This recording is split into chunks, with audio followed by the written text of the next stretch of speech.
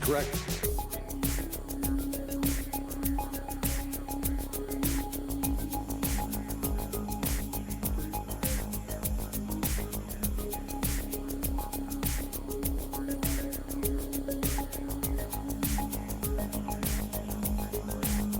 That's correct.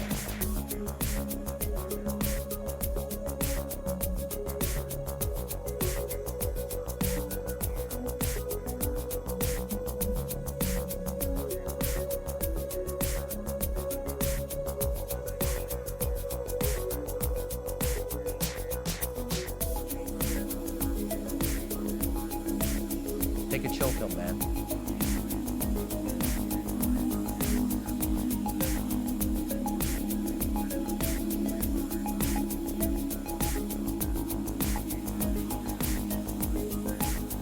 That's correct.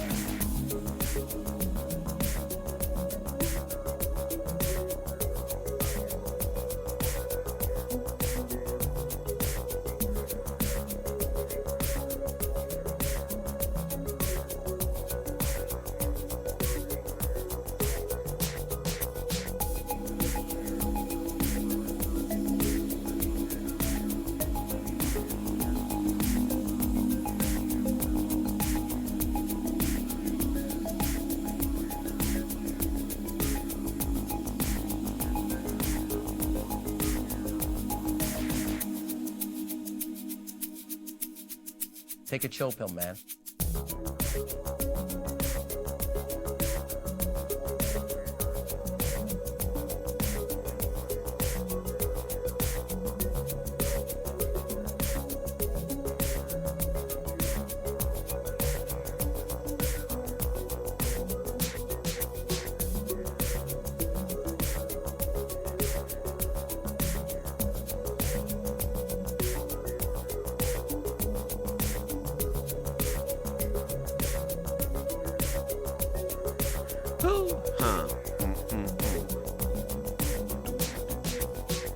Make his announcement yet? Okay, we're live. He hasn't made an announcement yet. How's it going, everybody? Come on, Bernie. Step it up. Yeah, apparently Bernie's making an announcement as we start the show. He's announcing that Dr. D will be his running mate. Here I go. Let's go.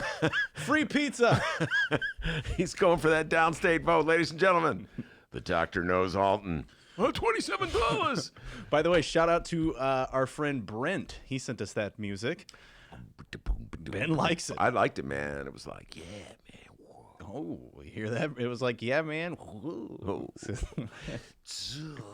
If you're in a local band or if you make music and you would like us to play that music and you don't want to sue us, well, we can make a deal. We can make a deal, all right? Big part of that sentence is the no suing part. Yes, indeed. Don't send us the music and then give us a letter. Cease and desist. I didn't give you permission to use it. Negatory. Negatory. Be like Brent. Be like our friend Michael, who now is the musician, what am I looking for here? The creator of the brand new Ben Joravsky theme People song. were talking about it yesterday at Promontory. Yeah. Okay. That's the bass line. Please don't stop listening, everybody. Here we go. Your Ben Joravsky show for Wednesday, March 4th is just moments away. But before we do that, we got to thank the following unions for sponsoring this program. Unions like the International Association of Machinists and Aerospace Workers, Local 126 and District 8.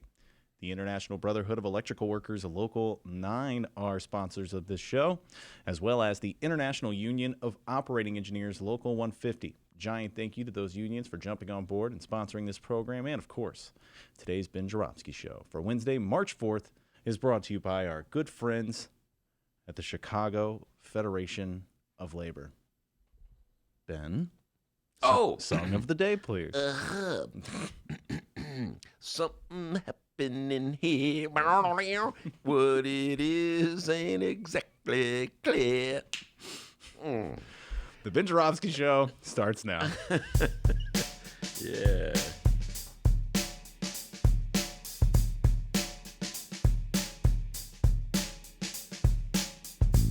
It is Wednesday, March 4th, and live from the Chicago Sun-Times Chicago Reader Studio on Racine Avenue, this is The Ben Joravsky Show.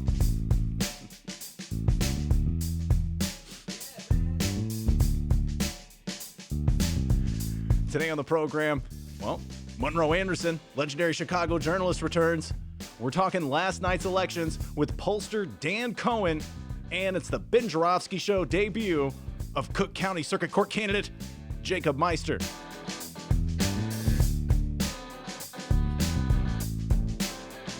And now your host, not a Cook County Circuit Court candidate, but one hell of an air bass player. Chicago Raider columnist Ben Joravsky. Hello, everybody. Ben Joravsky here. We're calling this Rough Night Wednesday. And here's why. Man, it was a rough night for people like me last night, Super Tuesday. People like me who are of, let's say, I love Bernie persuasion. Young Joe Biden cleaned our clocks last night, Dennis. He won every state on Super Tuesday. Well, except for Vermont, Bernie's home state, and California, go Cali, go, and Colorado, and Utah. So, okay, Bernie won some states, okay. But then again, Joey B won Alabama, Arkansas, North Carolina, Tennessee, Virginia. In other words, any state with a significant number of black voters. He also won Minnesota, Maine, Oklahoma, Massachusetts, and Texas. So if you're keeping track at home, hold on. Biden 10, Bernie 4, Bloomy 0. That's correct. Ha ha ha ha. You know what? Let me just say this. That was really inappropriate what I just did. Yes, I want it to was. apologize to the Michael Bloomberg campaign. How many millions of dollars did you guys spend? And you won as many delegates as I won. Well, actually, I think he did win a delegate. So you won as many states as I won. That is really inappropriate of me, and I humbly apologize. I really say I'm sorry. Anyway, one of the first calls I made this morning was to a young man named David Seaton, a frequent guest on our show, co-host of the Buchanan and Seaton talk show on WVON, and an astute follower of politics. And Fridays, 9 until midnight. Fridays, 9 until midnight. And as everybody knows, David Seaton came on this show and boldly predicted that one, Joe Biden would be victorious. He said, Ben, you don't understand politics the way I understand it. As soon as black voters get to come out, they're going to turn the tide. And you're going to see also a consensus among moderates. Joe Biden will be victorious on Super Tuesday. So he was right. I was wrong. I had to call him up, D, this morning. I was wondering what that sounded like. That's me on an old-fashioned rotary dial, which doesn't even exist anymore. Oh, millennials, hang tight. So the conversation went a little like this. Hi, David, it's Ben. I just want to say congratulations. You were right. I was wrong. And David Seaton goes, I'm sorry. It's a bad connection. What'd you say? And I go, I'm just saying congratulations. You were right, and I was wrong. He's like, funny. I can't hear a word you say. Could you just repeat that? I could on. Anyway, he was gloating. I'm going to have to bring him back on with his old partner, Thibault Buchanan, who, like me, is of the Bernie persuasion. And we're going to continue that debate because it's not over yet. All right? But it looks pretty good for one young Joe Biden. The moderates sure did coalesce around him. They picked their candidate and went with him, just like Rahm told them to do. They do whatever Rahm and Bill Clinton and Hillary Clinton tell them, huh, guys? Take a chill pill, man. Oh, sorry. I'm supposed to be a good sport about it, D, and it's really hard the day after. What else? Black vote in the South really rallied around Biden. That was the difference. Let's be honest. That was the difference. David Seaton knows that was the difference as well as I did. But, before we say Bernie didn't have any outreach to black voters, he did a little better in some northern states.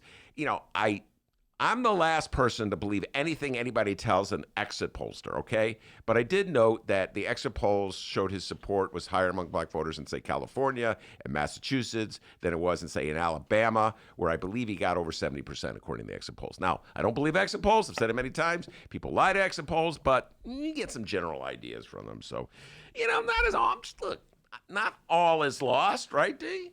Yeah, I'm not all is lost, except for Bloomy, Michael Bloomberg. Oh, all is lost.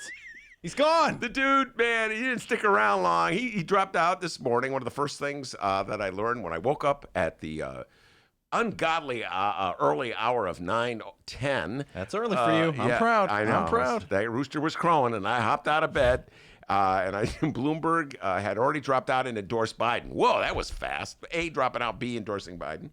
I'm wondering, all those suckers and saps who paid $17.95 for those dumb Bloomberg, I am not as socialist hats. Are they going to get a refund? They may be the collectively dumbest people in the electorate today, D. Yeah. Giving $17.95 of their dollars to a gazillionaire.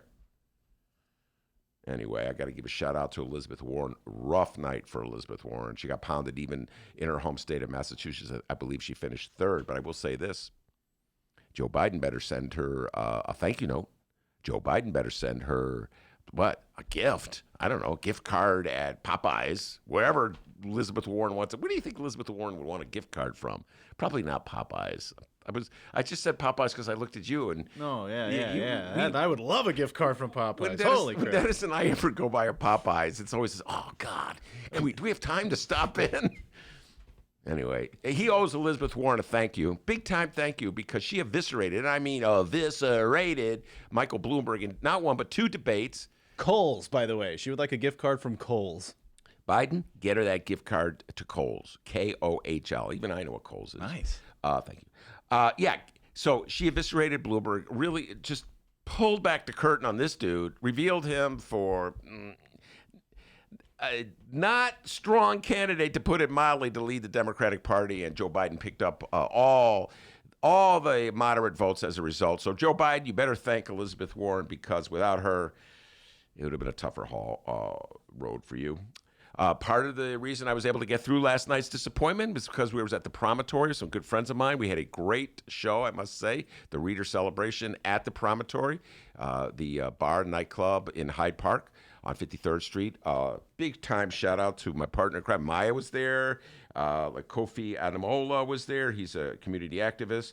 One of my favorite alder women, Jeanette Taylor, was there. And, of course, the legendary Del Marie Cobb. Del Marie Cobb was on fire last night. Was. She brought the A game to that. And if you guys missed it, don't worry. You'll be able to watch it on the live stream on at Benny J Show, BENNY, the letter J Show. And I will be downloading it later and make it a Benny J bonus. So. Yes, excellent. Should have been there, though. Yeah, you should have been there. But great crowd on hand.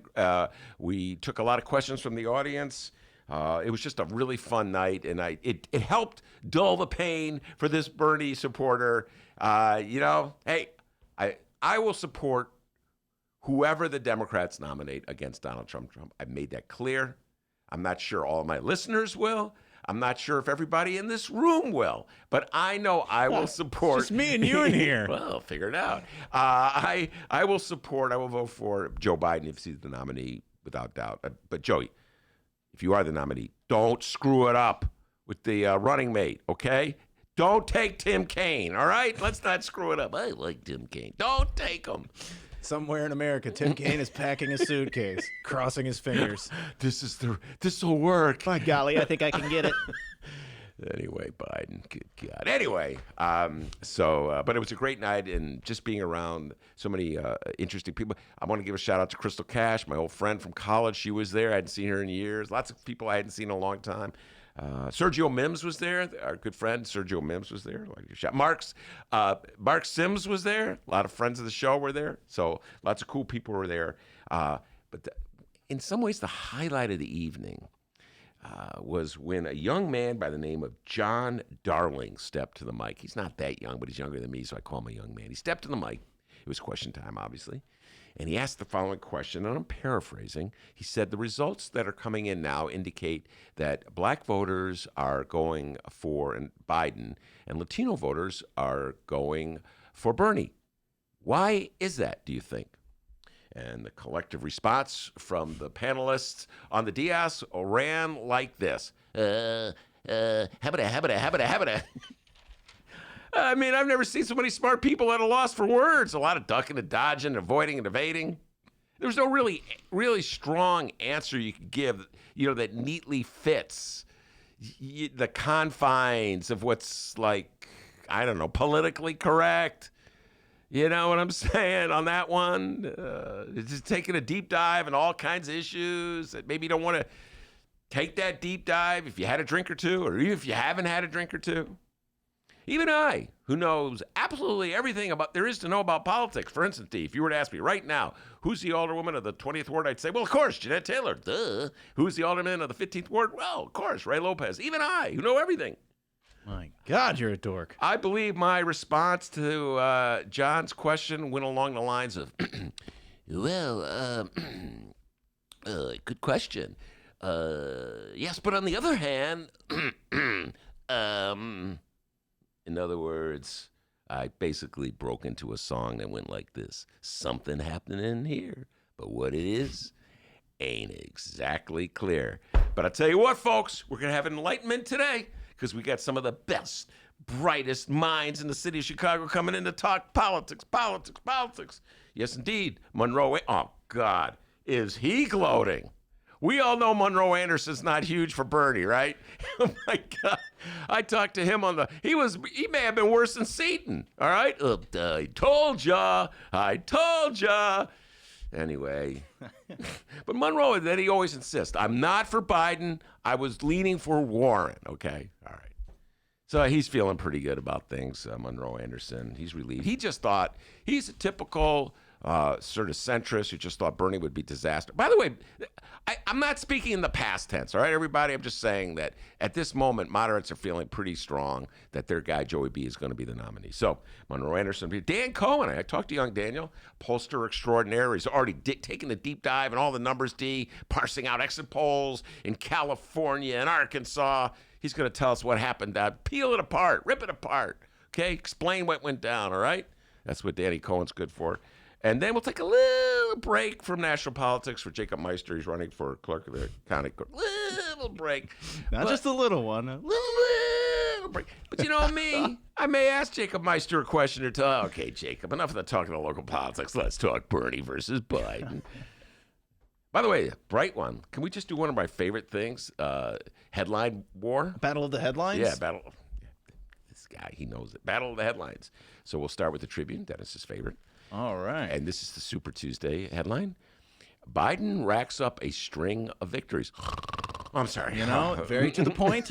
If you went back and looked a few years later, you would know exactly what that story was about. Good headline. My beloved Bright one, home delivered every day. Love it very much. Super Tuesday. See, with Super Tuesday, 2 as in the number 2, as in Bernie and Biden are the only 2 left. Super Tuesday. They love those puns. I'll tell you what, man. You know that headline crew, the bright one sitting back with the bond going, let's figure this one out. I got to go with the bright one, D. I'm going with my Sun Times, man. Super Two. I'll have to ask Romano who wrote that one. Super Tuesday. Anyway, it's a 2-man race right now, 2-candidate race. Bernie Sanders, Joe Biden, may the best man win. Anyway, we have a great show today. Before we get to any of the political talk, the young man from Alton, the man they call the doctor, with the news. Hey everybody, how's it going? Yes, congratulations, Joe Biden. Play the radio. Make sure the television, make sure you have the record player on at night. The phone. Make sure the kids hear words. Make sure the kids hear words. Moving forward, all right? If you're going to be the top candidate here, make sure the kids hear words. You know what? I understood what he's getting at, all right? Stop picking on him. It's not always easy to finish a sentence. I lose my train of thought all the time. And you're right? not running for president. No, it's true. I'm not. Good God. Hey, all right. Make sure the kids listen to words, okay? All right. Let's find out what's happening in Chicago and or Illinois this afternoon.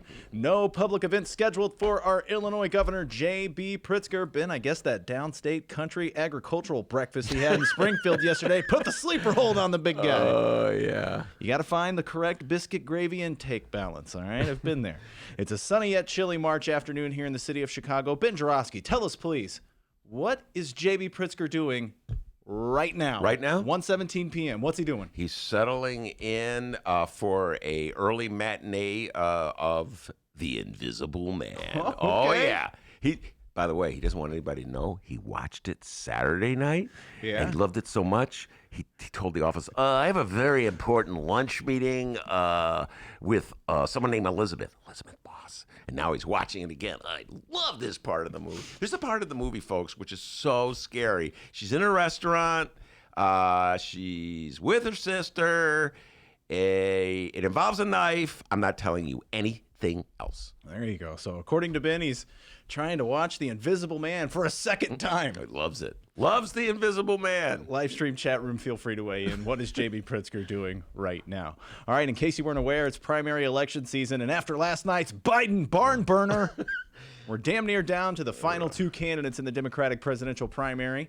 Now, back when there were about 20 POTUS candidates running, our Democratic governor expertly ducked and dodged when asked who he's backing in the race.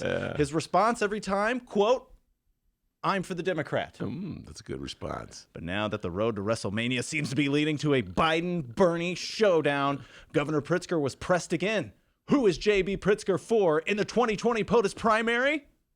Quote, "I'm for the Democrat." He's not. No one saw that coming. Hey, remember when he was running for office and people were trying to pin him down on what the top tax rate would be? Not going to answer it, but Yeah, you even tried. I tried, man. So finally I just raised the white flag. Look, I'm not going to ask you this question again. Are you just going to admit that you're not going to answer it? Ben, I think I answered it already. Why did I even come on this show?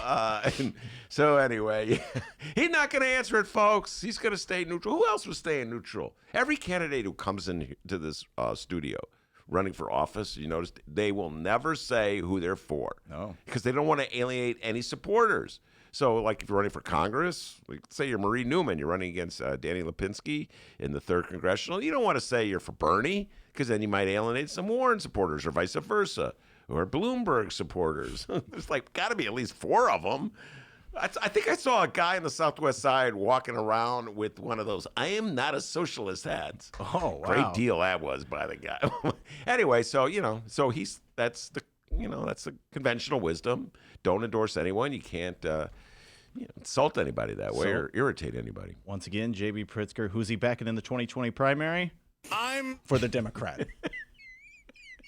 Well done.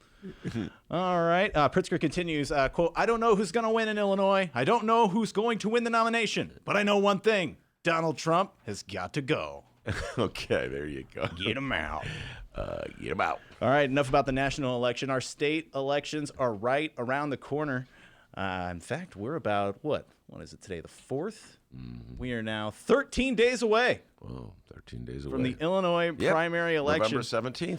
We've covered the Did most. you see I said November 17th? Oh, my God. That was a Joe Biden moment. March 17th. Well, you can run for president then. Yeah. We've covered the most talked about races at the best of our ability thus far. Marie the Real Democrat Newman versus Dino Dan Lipinski. Kim Fox versus Bill the Bro Conway, Donna Moore, and Bob Fioretti.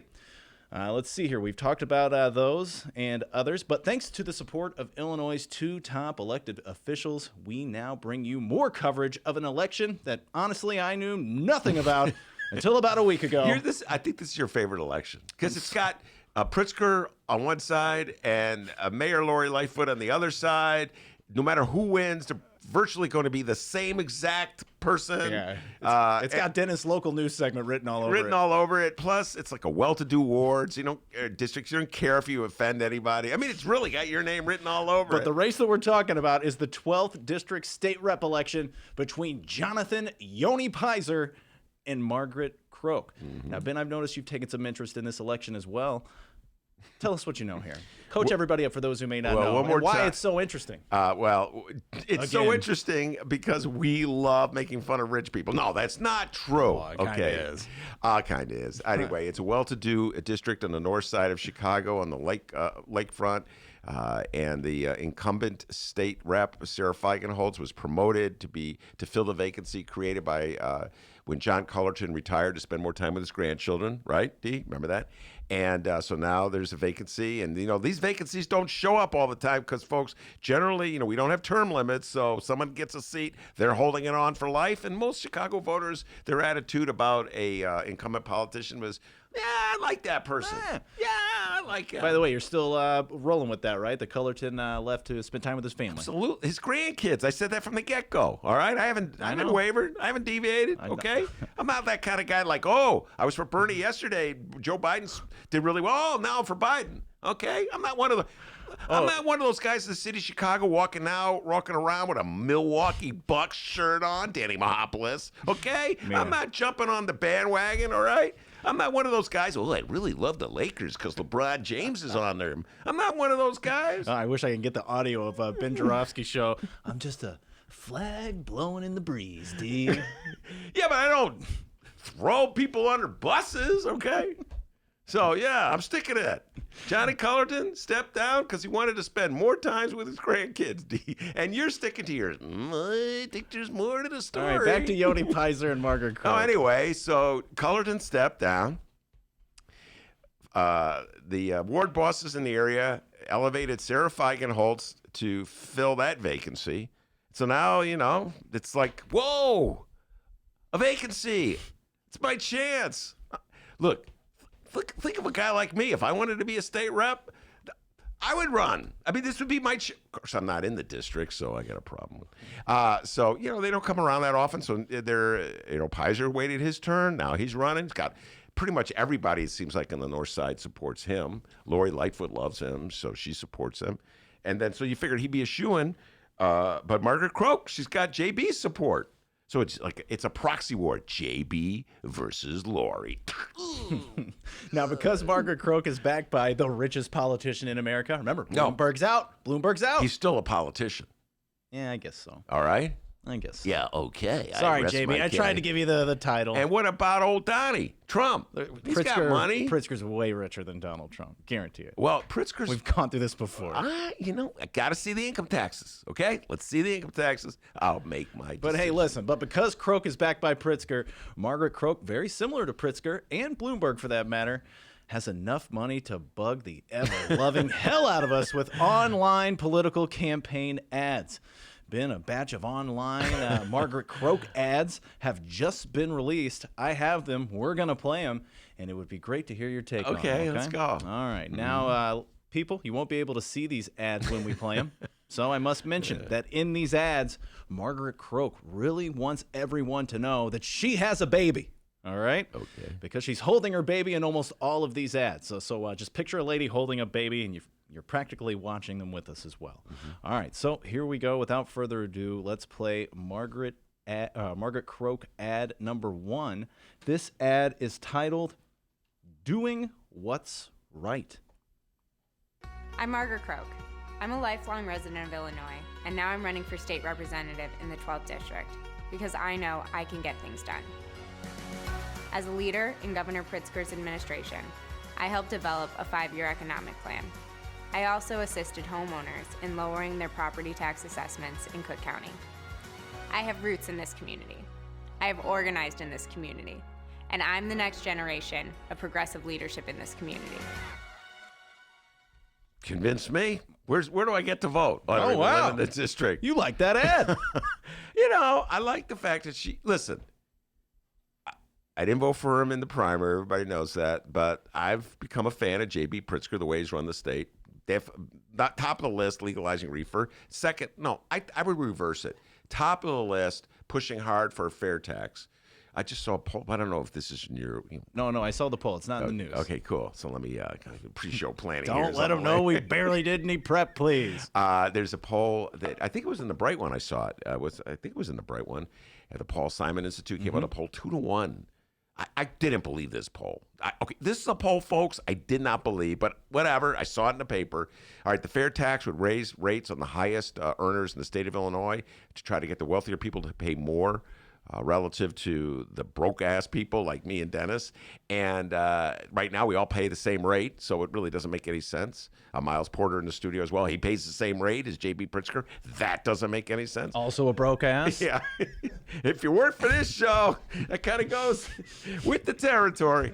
So, so I'm a big fan of that. He's taking a lot of hits from the Republicans and from the Chamber of Commerce types and from the editorial board of the Chicago Tribune, and all the right-wingers in the state of Illinois are just pounding him for that. So, I give him a lot of credit for taking. I think it's an important step forward for the state of Illinois. So that's number one. I give him credit for it. Number two is legalizing marijuana. So, I'm a fan of J.B. Pritzker right now. Okay, and so the fact that he endorsed Croak, I know it's kind of sound weird for me, but yeah. Tip, what? Come on. What? You heard it here first, listeners. Ben Joravsky's a croakhead. All right. But by the way, I'll say again what I've said all along. I don't believe there'll be much difference between either one of them when they sit. They're going to pretty much vote whichever way Pritzker tells them to vote. You know, I hate it. I would want this seat to be the real progressive, you know, like a Bernie type. Yeah, well, probably not going to happen. Up next, Margaret Croak ad number 2. Oh. This is titled Thrive. Cue that funky new wave music. I'm Margaret Croak. I'm running for state representative in the 12th district because I know I can get things done. As a leader in Governor Pritzker's administration, I helped develop a 5-year economic plan that will create new jobs and help small businesses thrive. Yeah, see, but it sounded a lot like the last one, except for the different music. Again, so she's beaming out, Pritzker rays. So, she's hoping, well, some voter did not really paying attention. Be honest with you, D. We've been down this road. Most people don't pay attention to a state rep race. They're either for a D or they're for an R. So if they see a D, Democrat that is, they vote for the person. So they don't know.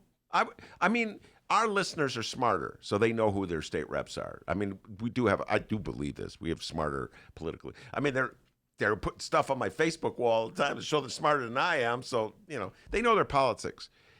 But I would say 9 out of 10 voters in the city of Chicago could not identify their state rep. In fact, I would say the only politician your average Chicagoan could identify would be the mayor of the city of Chicago, the governor of the state of Illinois. That might be a little risky, but no, they would know who Pritzker is, and they could name their alderman.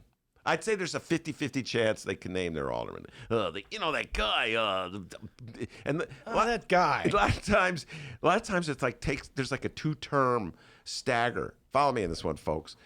So, for instance, let's say there's a longtime alderman who was in the ward, running the ward for 20 years, and then he or she left, and there's been a new alderman. So it takes like 5-6 years before they catch on. They'll go, so it's like, let's say 47. Isn't Schulter the alderman? No, Schulter hasn't been the alderman since 2011.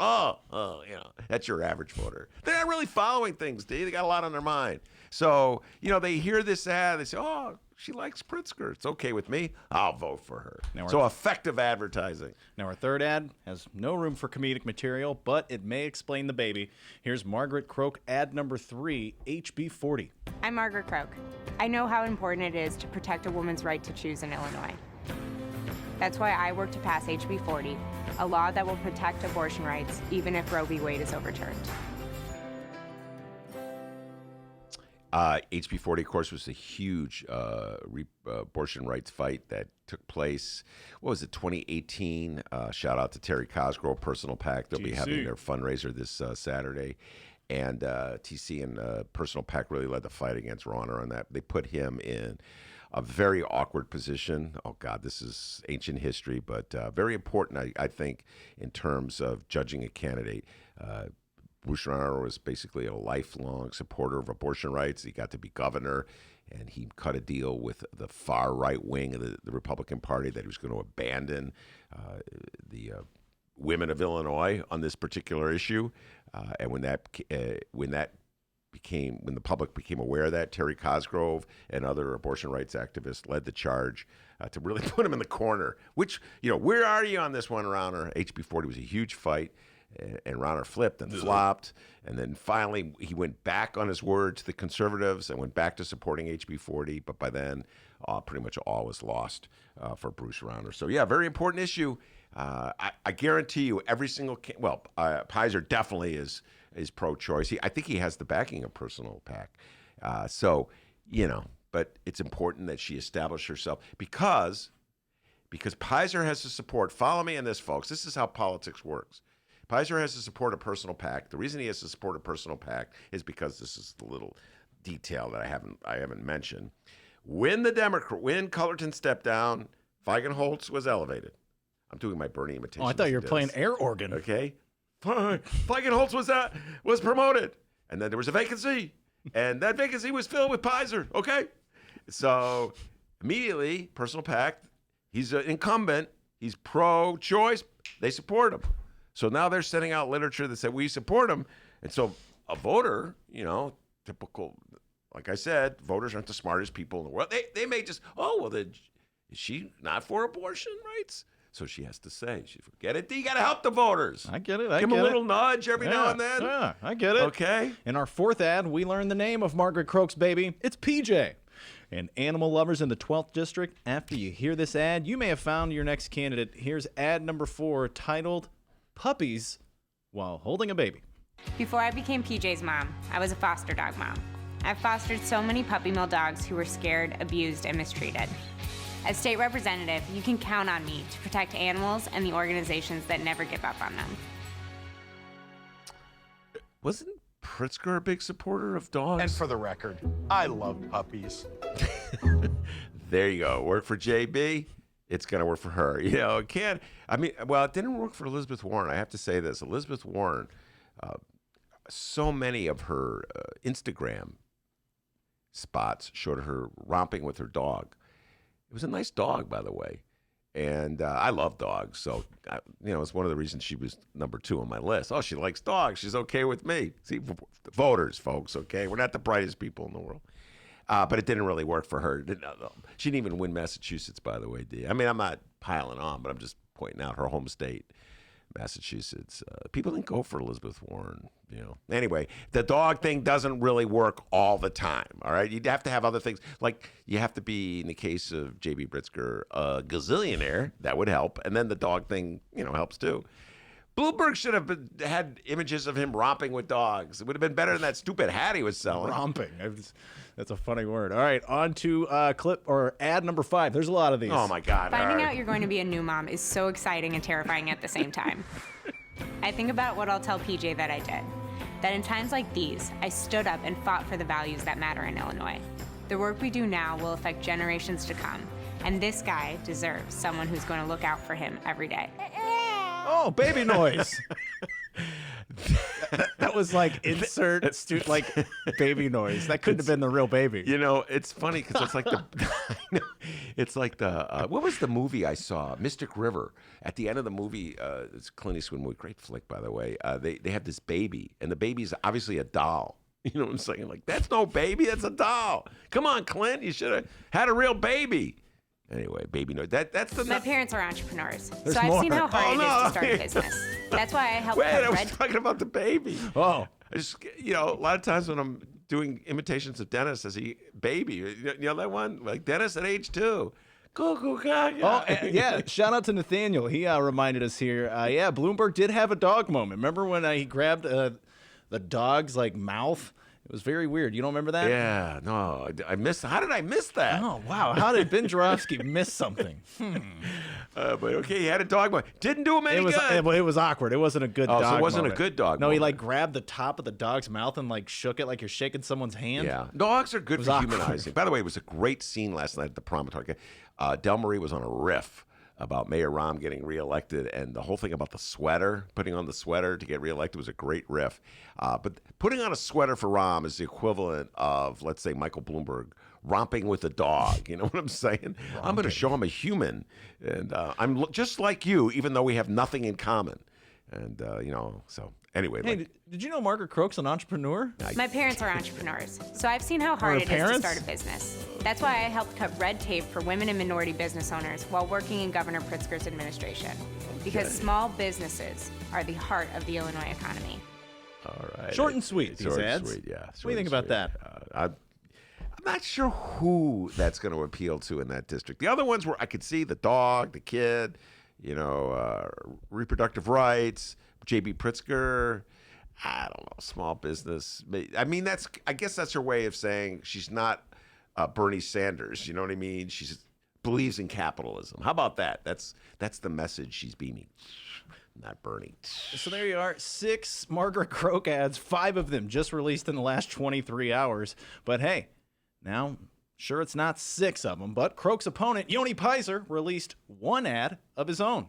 Okay. It's a Facebook ad, and no, there's not a baby in it. But it does feature a very popular political figure. Hello, everyone. I'm Mayor Lori Lightfoot, and I'm here to tell you why I'm supporting my friend Yoni Pizer for state rep. Whether it's on the equality issues, whether it's on the environment, or making sure that our government stands for ethics, Yoni is on the right side of all these issues, and he has been and will continue to be a fierce advocate for you in Springfield. Plus, he's a really nice guy. Thank you, Mayor. I'm grateful to have your support, and I look forward to bringing the light to Springfield, fighting for meaningful ethics reform, clean energy legislation, and protecting the right to choose. So don't forget, early voting is starting. Find your polling place and make sure that on March 17th, you cast your vote for Yoni Pizer on Election Day. Thanks very much. Okay. He seems like a nice guy. Yeah, what a nice guy. Speaking of nice guys, Monroe Anderson has entered the studio, and he is gloating. Oh, is he gloating? He's gloating because Joey B won last night in many states, and my guy Bernie didn't. So we're going to have to deal with that, D. Just get ready for that. Your thoughts on that Yoni Pizer ad? Facebook ad. Look, same thing as I said before. Margaret Croak's got J.B. Pritzker, and Yoni Pizer's got Lori Lightfoot. And it's sort of like a popularity contest on that corner of Lakeview, that wealthy corner of Lakeview where people are not really paying attention to politics. And so they're probably going to vote for Yoni Pizer because, well, that's the guy that Lori Lightfoot supports. I know who Lori Lightfoot is. Or they may say, oh, Croak, that's the one that JB supports. I like JB. I'll vote for her. And the reality is, folks, I've said this again and again. In my humble opinion, they'll pretty much be the same kind of state rep if they get elected. So you win any way you go. How about that, D? I like that outlook. So there you are. That's what's going on locally. If any more Margaret Croak ads come through the wire, we'll make sure to play them. And we'll keep you posted as today's program rolls along. Don't go anywhere, everybody. Monroe Anderson is in the building, and he is going to talk all things last night, primary elections. It's the Ben Joravsky Show, live from the Chicago Sun-Times.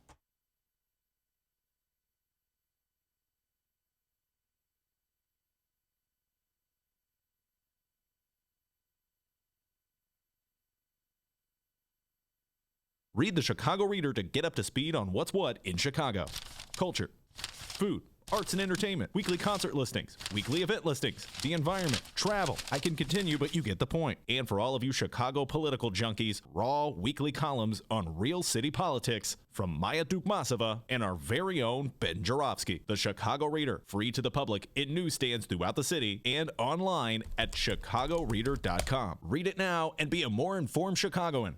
Hey, D. Yeah? Did I tell you that the Ben Joravsky Show is sponsored by Rattleback Records? No. Well, it is. Rattleback Records at 5405 North Clark Street is Andersonville's full-service record store. Hey, D. Did I tell you it was voted one of Chicago's best record stores in the 2019 Chicago Reader poll? No. Well, it was. Wow. Rattleback Records, 5405 North Clark Street. Used and new LPs and 45s. They got CDs, DVDs, books, gifts, and much more.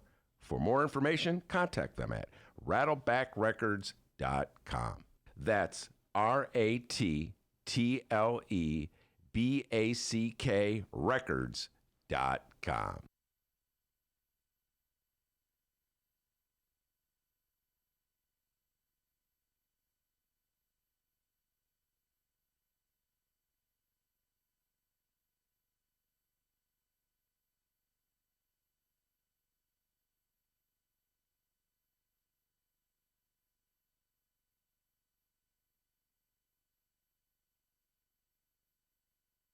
So this idea is a bunch of malarkey. Welcome back to the Ben Joravsky Show, live from the Chicago Sun-Times. Monroe Anderson is in the studio.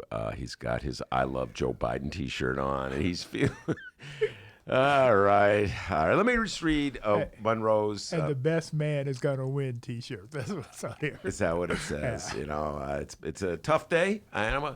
Everybody knows Bernie's my number one guy. We didn't do so well last night. We won 4 states, okay, Monroe? 4 states, all right? Right? Isn't that 4? Right. Yeah, and Joey B won. But technically, all right, it's the delegates that count, not the states. Okay, all right, mister, I know the rules. I have not seen a delegate count, so I'm not certain who has what delegates at this moment. But my guess is that after yesterday, Joe Biden is ahead in the delegate Yes, count. he But it's is. very close. Yeah, only 60 votes. Well, or 80 votes. The interesting thing is we'll see how this unfolds, obviously, but there's certain. We're going to get into this probably more when Dan Cohen enters. Our pollster friend Dan Cohen will be coming in pretty soon.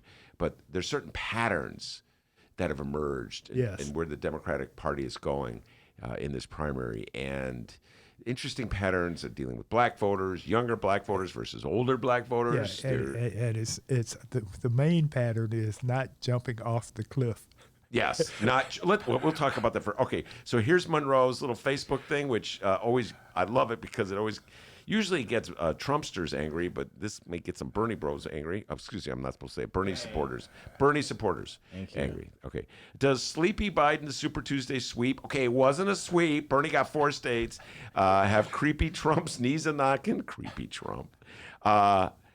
Or is it possible that Bernie will end up as a Democratic Party standard bearer, setting up a contest where Americans have to choose between a social democrat and a sociopath for the next president? Yes, I hope so, because I think Americans are smart enough to choose the socialist democrat over the sociopath. That's me speaking. Monroe may disagree on that one. Why is Biden Black America's candidate of choice? And will the impending coronavirus epidemic be immune to Trump's lies and never-ending cons? Wow, that's Monroe's tease for today's show. The black vote, I'm writing down. Future primaries, Bernie versus Joe, I'm writing that down. But let's talk about the coronavirus and Donald Trump's handling of it. It's been an abysmal handling. Yes. Monroe, it's just defied every norm that every president has ever exercised when being, quote unquote, presidential, bringing the country together. There are no red states. There are no blue states. Trump has been lucky. For the past 3 years, the only crises that he's had to face was of his own making. Now there's one that is a real crisis, a life and death matter, and he's still incompetent. He's still unfit to be president. So he's not handling it well. And the people, one of the things he did was after Ebola, President Obama had set up a whole unit for outbreaks, epidemics. He, it being an Obama hater. Yeah, right. Well, it being an Obama principle program, he dismantled it. So we have this pandemic coming, and we don't have the people in place to deal with it. We don't have the materials in place to deal with it. And he's blaming the Democrats for the crises. And we have our fingers crossed. Yeah, well, he takes it one step further. Yes, it's generally he's blaming the Democrats, but he makes it part of the ongoing spectacle of like this narrative that he created. He's very good at it. This narrative that even though he's the most powerful man in the country, he's somehow or other a victim. Oh, yeah. And that there's powers greater than him that he's defying, so that his supporters can feel as though there's like this self-righteousness about it, as though they're standing up for important principles against dangerous foes, when in fact they're the most powerful people in the country. Right. Well, and with this situation, right now the position he's taking is that it's the Democrats and the fake news media that's saying it's a crisis, and it's not a crisis. Yeah, and they're doing it because they want to bring him down. Yes. And they want to bring him down because they don't want to honor the fact that he was the legitimately elected president of the United States, even though I like to point out he got less of the vote, the popular vote, so it's hardly a legitimate presidency. But yeah, that's the game he's playing. And Monroe, I got to tell you, I've never seen a president treat a crisis like this, and I've lived through a lot of them. Right. Okay, I've never seen a president so blatantly. But this is his problem. This is a real crisis, and it doesn't matter. He can lie. he can cheat, he can steal, he can do whatever he wants to try to not make it what it's going to be. But local media across the country, each time there's a death or whenever there's an outbreak, they're going to report it. They have to report it. They're going to tell the truth. And then he can trot out and say, well, we got a cure. It's coming out next month. And the people who are impacted by this are not going to go for it. Plus, we have the economic damage. The only thing he had to run on for November was the lie that he's created this incredible economy. Actually, he's rode the back of Obama on this thing. It's Obama's economy. And he's just taking it over like he inherited and like he did with his fortune. Yeah. He's squandering it. But with the interruption of supply lines from China because of the virus, it's going to be a serious economic setback for him. He's not going to be in the money by the time we get to November. Well, and we'll be talking about this with Dan Cohen as well when he comes in. But the reality is that the way the Democrats are heading right now in terms of so much of the party of the base, if you will, going toward Biden because they want normalcy, I suppose, or they want a more conventional candidate than Bernie. Bernie scares them. They want quiet. They want quiet. Yeah. So the underlying strategy behind this is the strategy that was at play in 2018 when Democrats won some swing congressional districts, like the 14th here in Illinois, the 6th here in Illinois, Yeah, and that 40 in total. Yeah, that strategy is that if you appeal to the basic goodness of Americans, assuming that such a basic goodness exists, if you appeal to the basic goodness of Americans, if you appeal to the American sense that we should all be together and we should work across party lines, which hasn't happened in 20 years. So we're like appealing to something that doesn't really exist, except maybe in someone's fantasy. But anyway, nonetheless, this is the centrist view of the world, Monroe. If you appeal to the goodness in people, they will do the right thing and vote for you. And so their thought is that swing voters in suburban districts and in areas in Wisconsin, Michigan will flip from Trump to Biden or whoever it's now clearly going to be Biden, and the Democrats will win. So the only thing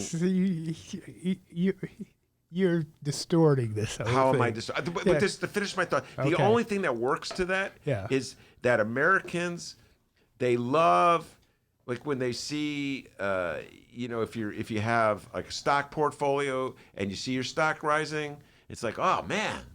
Yeah. Well, Yeah, less than half of America has stock portfolio. But it's the half of America that has it that the Democrats are concerned about. That's the whole freaking strategy of the Democrats is to win over voters who have stock portfolios. I totally disagree. All right, take it away. All right, okay.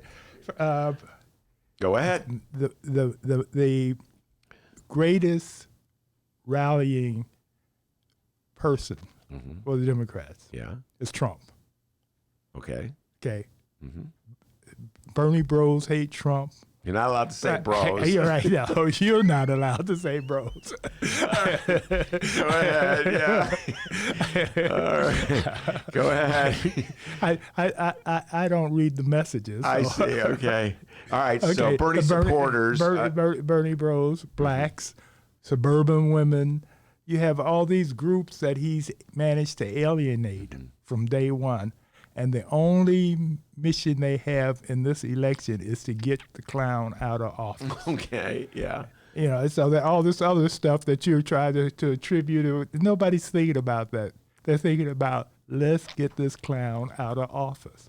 And all the issues are insignificant compared to that. It's not about, well, let's be good and let's sing Kumbaya and all that. It's let's get him out of office. Okay. The Hispanics want him out of office. All right.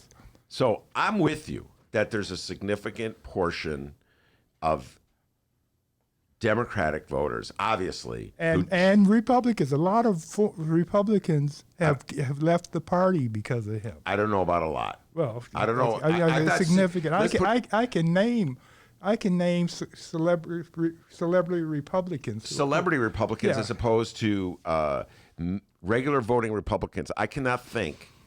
And Those suburban white women. I'm about to put something out here, and if any of our listeners can prove me wrong, Frank, any of you out there can prove me wrong by sending in this name. I cannot think of one Republican incumbent who has lost a primary because he or she was too closely affiliated with Donald John Trump. Nobody, no Republican has been punished for being a lackey to Donald Trump. That party is in line. And so there may be this columnist from the New York Times or that columnist for the Washington Post who is of conservative ilk and says they're offended by Donald Trump, but they don't represent Alabama. Wood lost. You mean Roy Moore? Moore. Okay, Moore, Roy yeah. Moore lost, not because of his. First of all, he wasn't an incumbent, and second of all, the guy had a. The guy was linked to scandals where he was prowling the malls of Alabama looking for underage women. A Democrat won. A Democrat won, but he was not an incumbent. In fact, this is how under the spell of Donald Trump, the Republican I'm not Party, arguing about it. Jeff Sessions. Yeah. For years, the senator from Alabama who gave up his seat was dumb enough to give up his seat because he trusted the lies that Trump told him regarding being his attorney general. No, then he got thrown under the bus. The reason he gave up his seat is to fulfill a lifelong ambition of destroying civil rights. Okay, fine. And he believed that Trump would stand by with him Right. the whole way. Right. Anyway, he gave up his seat to try to destroy civil rights. I'll buy you. I'm with you on that one. Okay. And what happened? Trump throws him out of office. He's running back, throws him out of as attorney general, and he's now running for his old Senate seat. He couldn't even win. He's in a runoff. So that's how powerful Donald John Trump is. All he has to do is beam out to these little Republican lemmings out there, and they just fall in line. So I see no evidence whatsoever that any Republican anywhere is paying a price for just doing whatever Donald Trump says. I can't see of one incumbent who's been primary. Get back to me on this in November. Well, I mean, in other words, if The Trump blood, loses, the bloodbath is going to happen in November. Okay, but that's different than saying they're paying. Republicans themselves are deserting Donald Trump. There are some who the reason we got 2018 was that white suburban women voted against Trump. Mm-hmm. They didn't leave the party in the sense of they voted for the Democrat because they voted for Democratic women in many instances. So that's how the House got flipped, which led to Trump's impeachment. Yeah, the glory days. It seems like years ago, doesn't it, Well, Monroe? no, we forget to mention it. That's why I mention it just every once in a while. Just to remind Yeah, right, everybody. exactly. Yeah. Because, this is the other interesting development. I don't know if you know about this or not, but Republican Congressman Johnson, I can't remember his first name, but or maybe he's a senator. Anyway, one of the Republicans are now going to launch the Biden investigation. Oh yeah. Ukraine. Yeah. No. Yeah. Baby Biden. Yeah. Okay. Yeah. Yeah. No. And Joe. Yeah. And of course. Daddy Joe. Yeah. Right. Of course. Hunter couldn't have done it without his father's permission. Okay. He came home from school one day and he said, "Dad, I want to make $800,000 from the Ukraine. Can I do it?" And he said, "Sure, son." Okay. Now this is where you and I agree. Yeah.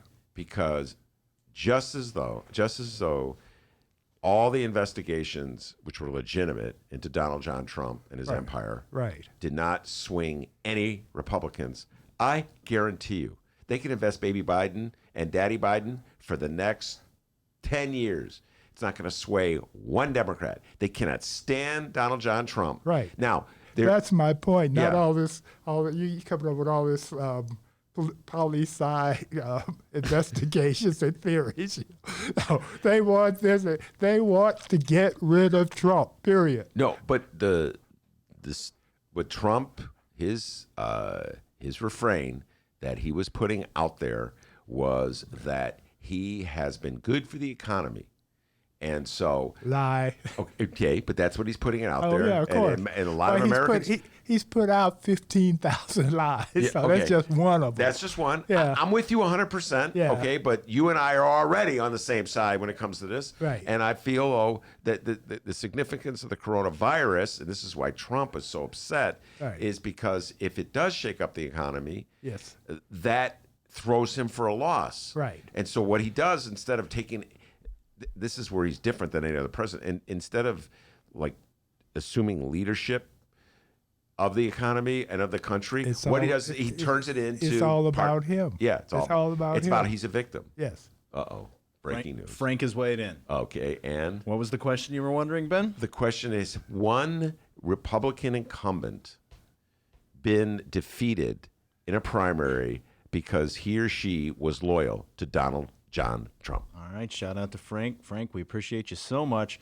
Always keeping us on our toes here. Frank says former Republican Rep Renee Elmers endorsed Trump in 2016 and lost her primary. Well, you know what? Yeah, Frank, the guy is a genius, man. Which Frank is this? This is not your Frank. Right, This is okay, different. I was This gonna is go, good. when did that happen? This is a sane Frank, I know a you're good talking friend of our show, as opposed to the other Frank that used to be I still consider him a friend, but he's lost his mind. I'm not going to I've mention. disowned him. He's off my friend list. This is a guy that Monroe and I have known, and he's, but he's so nutty for Trump. It's just, I'm waiting for this. I think he's got like the Trump-ona virus, and it's going to pass. Yeah, right. Some say he's coconutty. Yeah, right. he's exactly, coconutty. Right, exactly. So anyway, no, different Frank. So Okay, there's this one is Frank. a sane, intelligent Frank. Yeah. Okay. Exceedingly intelligent. Okay. Knows his politics inside out. Yeah. This particular Frank. Yeah. So, all right. So there was one person. I have to look into that. I'll do a little deep dive in that before I officially concede, boy, Frank. okay, all Okay. I got to There are others, I'm sure, but they just don't come to mind. Young Dan Cohen has entered the studio. Young Dan Cohen has entered the studio. That's Pollster extraordinaire. We're going to give him time to settle in, and then we're going to continue our discussion, because I think this is as good a point as ever. Take a little break, bring Cohen in, and just take the deep dive on what yesterday means. Does Dan Cohen agree with Monroe Anderson that the Democratic Party is ready to sweep Joe Biden to the nomination? Or does Dan Cohen think it's still a race? We'll have the conversation when we return.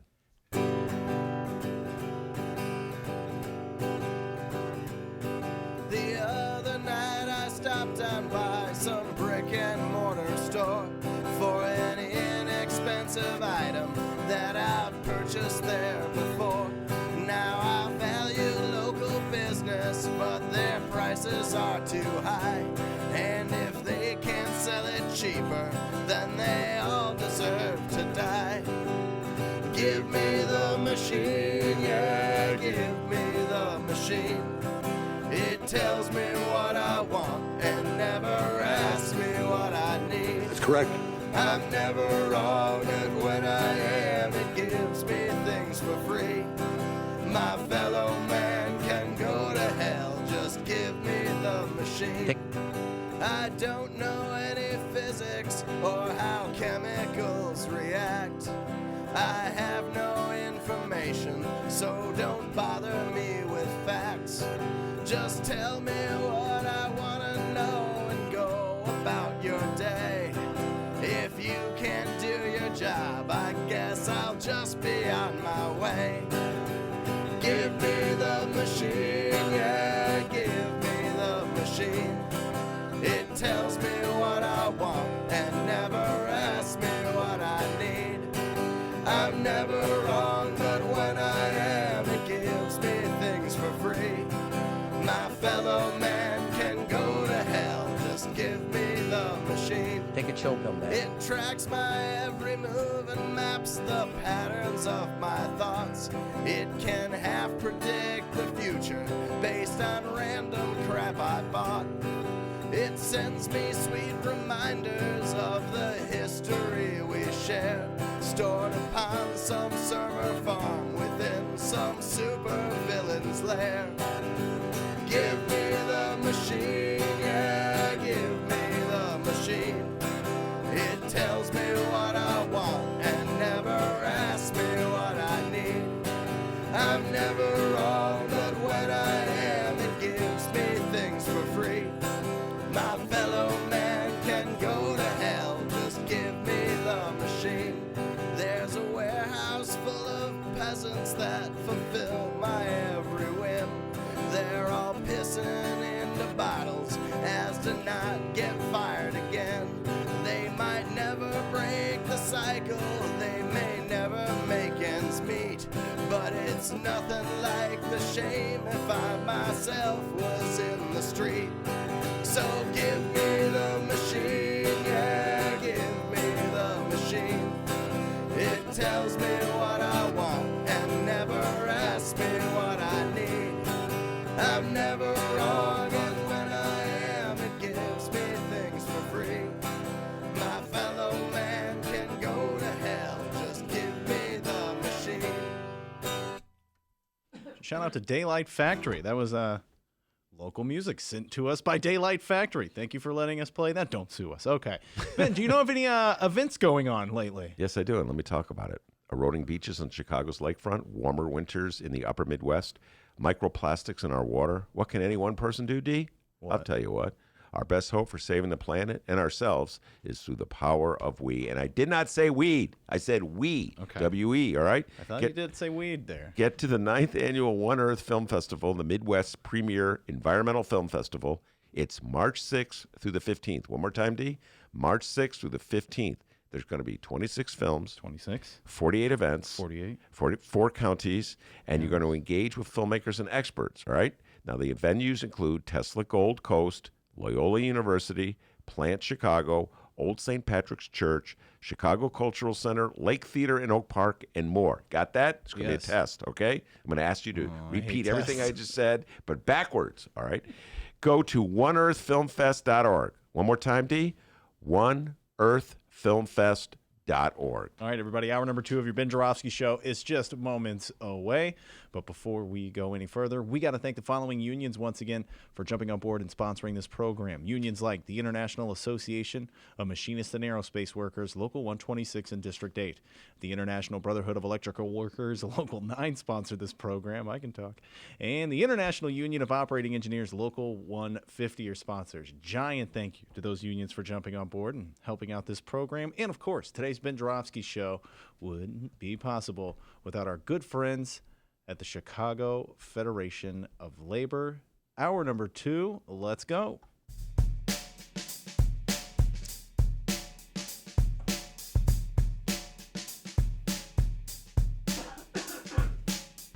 It is Wednesday, March 4th, and live from the Chicago Sun-Times Chicago Reader Studio on Racine Avenue, this is the Ben Joravsky Show.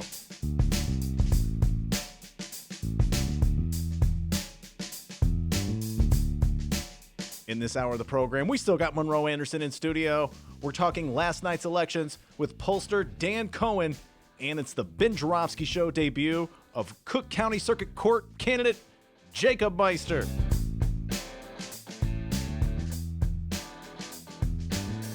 And now your host, Chicago Reader columnist Ben Joravsky. Dan Cohen in the studio joining Monroe and me. The man's a political junkie. He's been ready. He was up all night cracking, doing numbers on his calculator. He's ready to talk. Did we have any updates? Pat Whalen sent us a text that the Bernie was going to have a press conference. Any updates? Anything new breaking? I am not seeing anything as far as a Bernie press conference. I'll be feverishly hitting F5 on my computer with updates. Dan, before you got in the studio, were there any updates from Bernie? Because there was sort of a rumor floating around that he was going to pick a running mate. Yeah, I watched 6 or 7 minutes of it. It was just him framing the race going forward. Nothing remarkable. So framing the race going forward, how was he framing it? Again, I only watched 5-6 minutes. He was talking about it being a contest of ideas, which I think makes a lot of sense. The dynamics of the race have changed really dramatically. There's a big difference between clearly having two people in a close contest as opposed to having 6 or 7, where if you too aggressively go after someone, you might take that person down, but you might not be the beneficiary. And I think we saw that a lot of times with the dynamics of the race in past months. Now he's got a situation where I think he has to explain to people that for all of the buzz and whatever is new always gets overstated, Biden did very well. There's no question. And now in terms of overall delegates, they're really close. At the last count, Biden was 65 delegates ahead of Bernie, and that's without California being done counting, and Colorado being done counting, and Utah.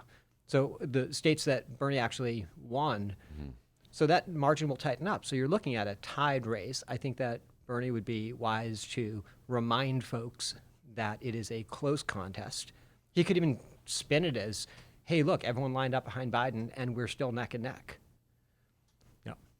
Yeah, that's a good spin. I like that spin. That is a spin too. I like that spin. The reality last night was you had a number of people who had voted early, and so when you watch the delegate count, Bernie was winning because these early voters voted for Bernie. But as you got to the people who stood in line in many instances to vote, it swung to Biden, which says, in fact, they're referring to it as JOMO now. Oh my God, you're kidding! No, right, exactly. The geniuses who come up with these things. Exactly, yeah, JOMO. All right, let's. I do want to get into the overall patterns that you see emerging from last night in terms of what we can expect down the road with the future primaries we head to the convention in Milwaukee, and see if the party can avoid self-destructing. But let's just talk about two candidates other than Joe and Bernie, and that would be Elizabeth Warren and Michael Bloomberg. We'll start with Elizabeth Warren first. A lot of people that come on this show, we're basically a left-of-center show. Dan and Monroe, you know this. Monroe was flirting with Elizabeth Warren for a long time, voting for her, not flirting literally with her. We're Warren supporters. I don't fool around with married women. That's good to know. But unmarried women, no. Okay, so she did really bad. I mean, I don't know how else to sugarcoat it. She didn't even win Massachusetts, her home state. She came in third. Didn't even come in second, right? She came in third in Massachusetts. Yes. Your takeaway about Elizabeth Warren's campaign? I mean, she's been struggling for a while. We talked about this before. She had a high point in mid-October. It's been steadily declining. Hit a low point in January, started to turn it around, and then she hit her floor again. And she underperformed by a little bit in most every state, according to the most recent polling. But that's something that happens in this kind of race where so many voters like more than one candidate, that a lot of the final decisions they make, are still very fluid. And if they look at someone who's not likely to get to the viability threshold to get any delegates, they can, a lot of times they'll move away. So that slight decline in the polls is understandable and happens. But she never was able to find a lane to own, and she also had some really bad luck. I mean, the Iowa, where she did well, the only story that came out of Iowa was the fact that they don't know how to count votes. Yeah. New Hampshire. The only story was Amy Klobuchar, who surged. So she kept trying to establish her case, and some of it I think was self-inflicted. There were some messaging issues that did not resonate throughout the campaign. Some of it was bad luck when people were making those final decisions. And I think by the time you got to Super Tuesday, the case that she was making in the last few weeks was that her path to victory was that she can accumulate some delegates and have a chance to win in a brokered convention. Yeah. And that's not a terribly compelling argument, that people don't want to vote for me in any state or, vote for me number one in any state, but maybe I should be the nominee. So I think that hurt her. When people are making those final decisions. She was a lot of people's second choice. But that doesn't do you any good. Right. Yeah. And ultimately, do you think that decision to go after Bernie in the debate hurt her beyond repair? Remember that with Iowa? Wasn't it Iowa where she went after Bernie and the issue was whether or not... Well, it was actually before the debate she leaked it. I thought it was a really bad decision. So a couple of things. I think the popular narrative on that got taken away. I wasn't happy that came up simply because there had been a good non-aggression pact between the two of them up until that point. And there was just no way to save it once that came up and once that emerged at the debate. From what I understand, the campaign did not directly leak it to the press initially. That it was a comment that she made to some people shortly after the meeting, which had been more than a year prior to when it leaked. And the folks who she told then brought it to the meeting. So it wasn't that she did something malicious to target Bernie Sanders. It just kind of blew up in that January debate. And the answer is no. I think that, I think that the two of them could have de-escalated, and they didn't. And then, of course, Michael Bloomberg may have been, I was chortling at the start of the show. It's not really nice of me to do that. I apologize, Michael Bloomberg. But that may have been the worst presidential campaign I've ever seen. How did it last? 4 weeks? I've seen some bad political maneuvers, but man, from start to finish, I could just do a whole list. Just the notion. That was that billionaire's ego. Same thing Donald Trump has, but it's for 40 years, Bloomberg has never had anyone challenge him. I mean, in terms of,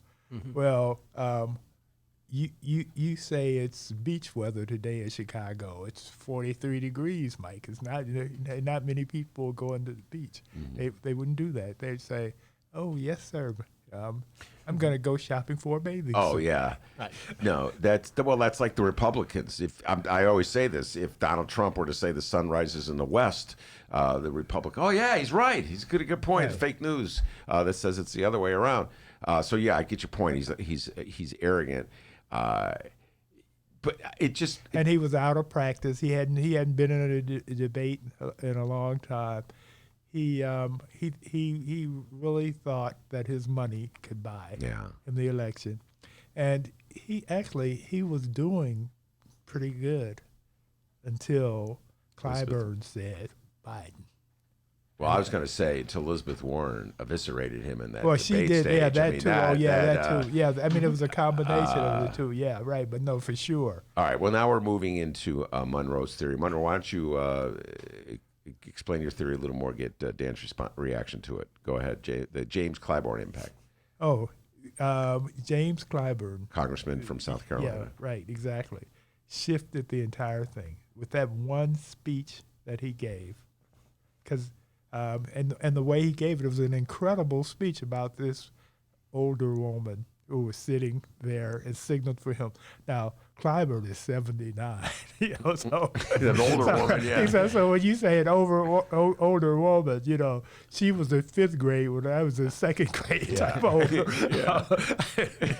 But anyway, it's all relative, right? Exactly. But this older woman signals to him to come over to her, and he comes over. And then she signals for him to bend down, and he bends down, and she whispers in his ear, "Who am I supposed to vote for?" And so he mulled it over, and on Wednesday he says, "It's Biden," and he did it in such a really incredible way. He talked about the history between them. And he talked about the things Biden had done for Black Americans. And then he used this line. He says, "We know him, but more importantly, he knows us." And then Biden went on to win what? What was the percent of the black vote he won in South Carolina primary? 60-something. 60-something? Yeah. Ended up trouncing Bernie Sanders in South Yeah. Carolina. Right. And totally turned the narrative around in terms of his and campaign. Last night, he got, in some places, Biden got 70%. Well, according to that, we'll get into exit polls in a little while. Do you buy Monroe's theory? Yeah. I mean, a lot of there was a lot of concern among the moderate candidates that people didn't have a path. So there was certainly that opening. Biden has always had the strongest support among African American voters. And to the extent that there was some fluidity, and the fact that Bloomberg was targeting the African American community very deliberately and putting a lot of money behind it, that seal of approval, without question, solidified that voting bloc and carried him to an overwhelming victory in South Carolina, which certainly played a role in how people perceived him for yesterday and helped him in, not just southern states and not just with African American voters. Right. That was the first primary he had won in his life. Ever. No, it's unbelievable. I mean, presidential primary. Yeah, right. Presidential primary. Right. Yeah, no, 3 runs. He gets around the winning one. Speaking of old people, I've watched Joe Biden's pretty much his entire career. I've got a mini fascination with Joe Biden. He was number 3 on my list. I made everybody do their top 3. Most people ducked and dodged, but he was number 3 on my list. And I remember his disastrous primary run in '88 when he had to step down because he was caught plagiarizing a speech by Neil Kinnock from England. I remember those are such innocent times. I know. Right. I know. It's like Trump's such a liar. Nothing. Yeah. But the Democrats always have. This is one of my favorite themes, Dan. It's like the Democrats play by rules that the Republicans don't even pretend exist. You know what I'm saying? Yeah. Let me tell you. Can I give you a quick joke from back then? From '88? Yes, exactly. God, you can remember a joke from '88? Right, I know, because it was so incredible.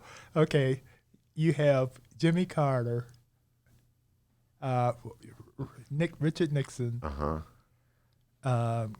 Gary Hart. Oh my God, this is ancient history. Our millennials don't know what you're talking about. I know, Go right, ahead. Exactly, right. I'm not sure Dan knows who Gary Hart is. Yeah, right. Gary, right.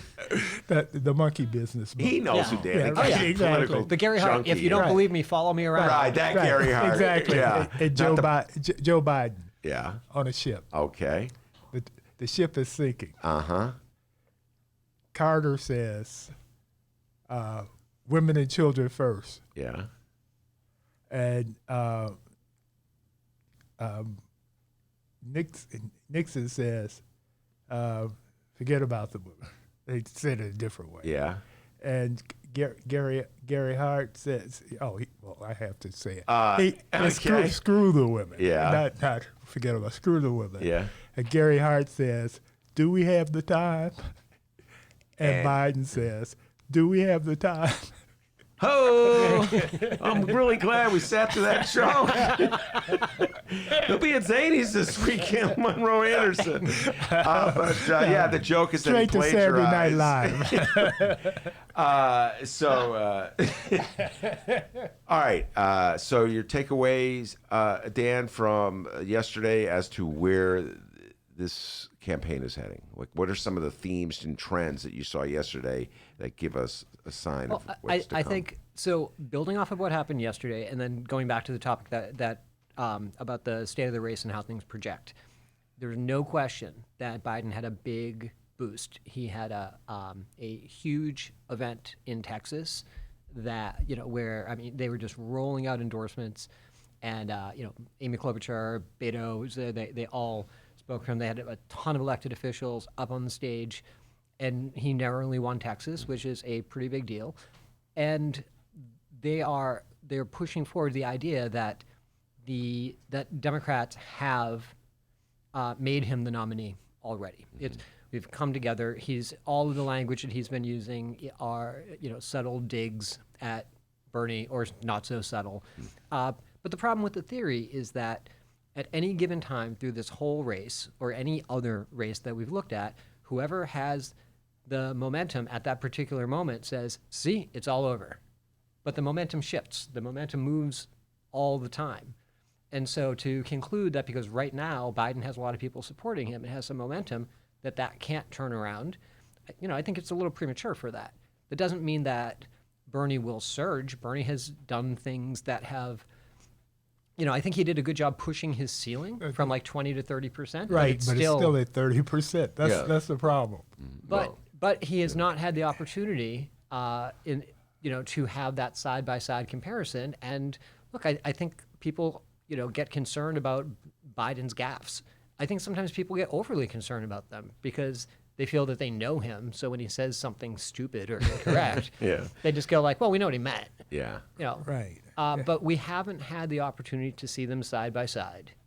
And until we do, and until people can start, making up their mind when they look, I think the smart money says Biden, but I don't think it's over by any stretch. Okay, I don't believe Biden's gaffes will hurt him. I've said this so many times. I think Biden's gaffes will be used by people like me, Bernie people, to underscore a decision we've already made. Okay, which is I'm going to vote for Bernie. Okay, and but everybody else will either just roll their eyes or say it's endearing. Like I always point out, Mayor Daley, who ruled the city forever, was as bad as Biden when it came to completing a sentence, and people would still be electing him if he were running for office of mayor. So I don't think voters hold the incoherence of a candidate against them.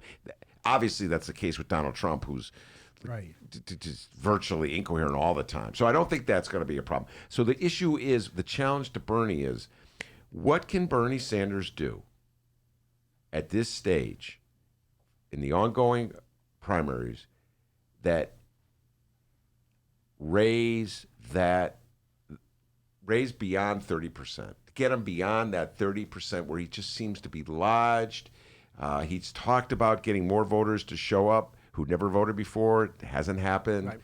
He's talked about that this time would be better with black voters than 2016. Hasn't happened. So what can he do going forward? So I think, just like Monroe, you mentioned before about how Elizabeth Warren was everyone's second choice. Bernie Sanders has very good numbers with African-American voters. He just doesn't have the same intensity. So it's not the case that he's unpopular with the African-American voters. It's that the African-American voters overwhelmingly prefer Biden. I think that the challenge is, I think that the Sanders campaign tried to take some shortcuts in explaining some things early on that are really harming him right now. His kind of theory of change. We can win this campaign, we can win on these issues because there'll be a groundswell of people, who have been, disaffected folks will come out of the woodwork and support, but you need to actually demonstrate that for people to believe it. So that undermines the viability case, even though he tests head-to-head against Donald Trump just as well as Joe Biden in pretty much every national poll, every swing state poll. But there's the perception that because he's a different sort of person than we're used to, even though the model that we're used to fails constantly. Yes. But since he's a different model that we're used to, well, that's kind of risky. So I think he's got to make a better viability case. And then, there's some question whether he can backtrack on certain things. He has a political agenda, a political platform that is quite popular. You can argue certain aspects of the Medicare for all as people do, but by and large, that's not an unpopular proposal, and certainly, boldly addressing access to health care is an incredibly popular issue. The redistributive policies, super popular. But they managed to couch those policies in the worst possible way. You say, how do we implement these popular things? By revolution. Yeah. Right. He's speaking, he's stuck in the 60s, the late 60s. So he's using the language of that period. It's the workers versus and as we know, labor unions are having trouble right now just by being labor unions. The Republicans, the right-wingers, have so twisted that whole thing around.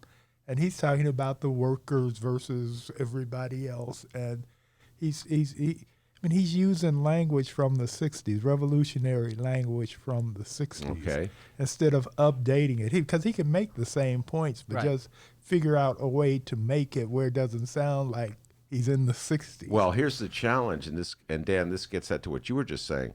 Let's say he was to take Monroe's advice and abandon some of the language he'd been using because it's too 60s or it's too outdated or too talking about revolution.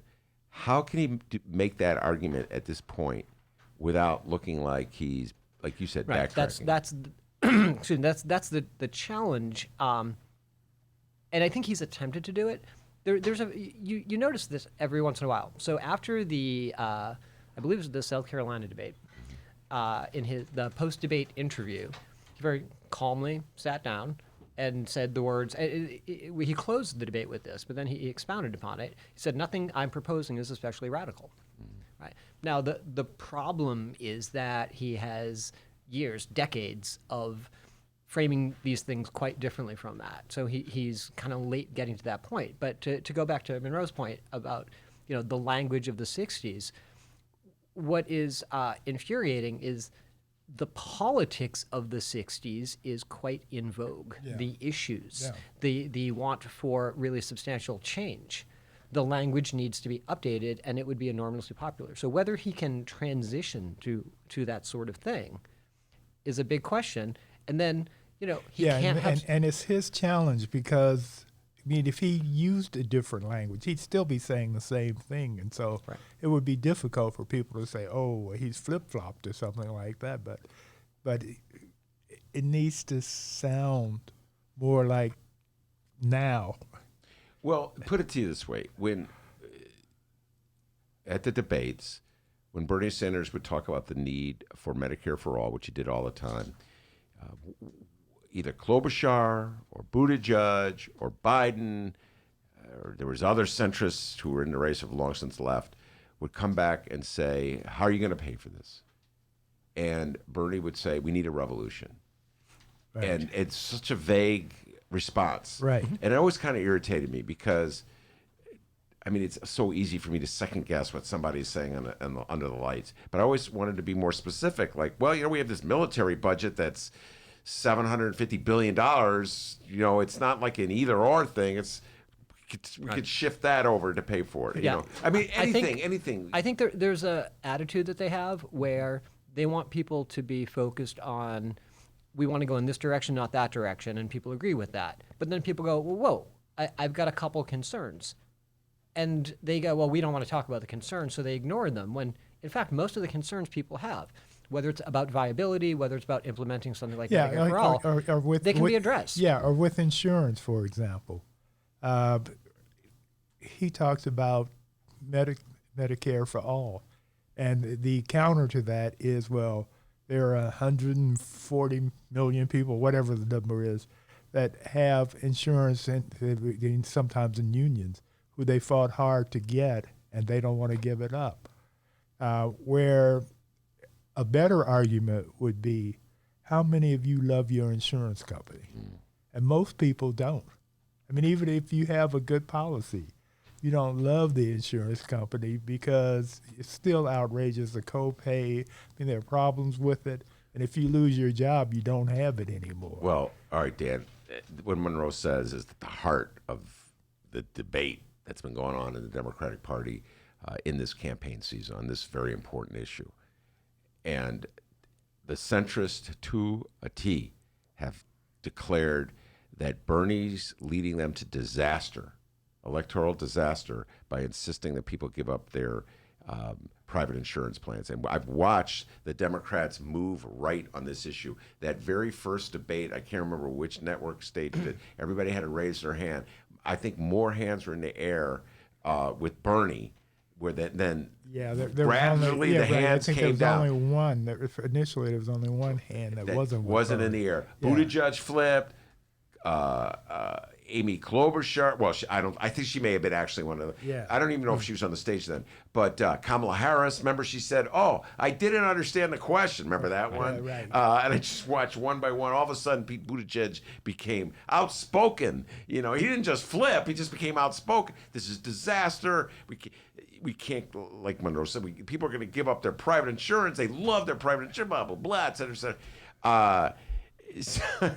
Is there any way that Bernie can confront that divide and in a way that enables him to win this nomination? I think that what Bernie Sanders needs to do is reassure people that aren't automatically with him that he's not scary, that he's not rigid, and he doesn't have to, and he ought not to backtrack on any issues, but just when you have an issue that you can easily argue for, and people have, I mean, the idea, as you said, the issue being my health insurance plan is going to be taken away from me is absurd on its face. But I think that you can present the way forward not as revolution, which makes people sound, again, like you're going to force me to do it and overthrow my wishes, but say, we're not going to get Medicare for all done until we have a genuine, grown-up conversation about it nationally and get people on board, right? Even just that is a little bit more reassuring, because then people can say, you're gonna listen to me? Right. No, his problem is he needs to smile more. He needs to display a sense of humor more, because he seems like I told you, he strikes me as the cranky old man yelling, "Get off my lawn!" It's a little late for Bernie Sanders to turn into a song and dance guy. You know what I'm He doesn't saying? have to do a song and dance, but he has to be a little softer, because he comes at you too hard. But that's kind of what the Bernie guys. That's what we like about him. Right. But expanding beyond that Yeah. requires understanding that a lot of the voters who agree with him on the issues, and this is again the absurd thing, he's having trouble attracting voters who agree with him on most of the major issues, and he needs to be able to approach them on their terms, using that language. In order to grow that support anymore. I think it's an easy trap for people to surround themselves with like-minded folks and say, well, we all agree with this. We just want to force everyone else to agree with us without listening to what their concerns are and how to make, bridge that gap. All right, and going back to the all-important black vote in this primary, we've said this so many times in the air, you're not going to win without black support. You're not going to get the nomination. Not a Democrat. Not a Democrat. Right. Yeah, Donald Trump. Right. Yeah, that's a whole other ballgame. Exactly. Let's get rid of him. Let's think about send this. Send him back to Africa. He's that was Monroe Anderson who said that. For Trump and his people. Yes, I got it. So not my opinion. The message that has gotten out about Bernie, straight from Obama, is that somehow or other he's a danger to the party. Obama hasn't said that literally, but he's kind of let that message get out. And one thing I took away from yesterday, Obama has a huge impact with black of course voters. he does, but the 40 new congressmen who got swept in 18 in the midterms, they are saying that they are afraid that they will lose their seats with Bernie at the top but I'm of making the a difference. ticket. That's not going to...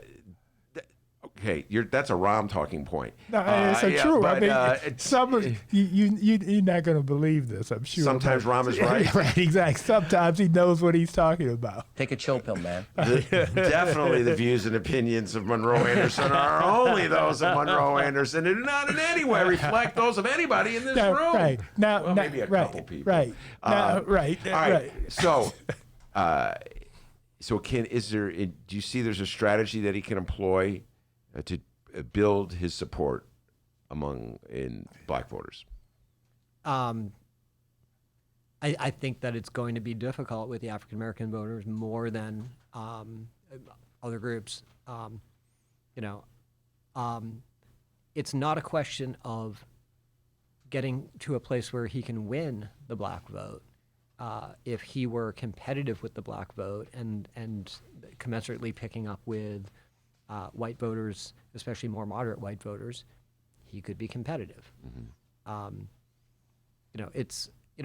I think that one different factor is I don't know of a case where you have a candidate who has such strong support with the Latino vote, and it's flipped with the African American vote. I think that's a dynamic we're not used to seeing.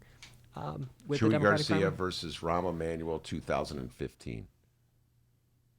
That dynamic was at play in the city of Chicago. I've never seen it on a national level so dramatic.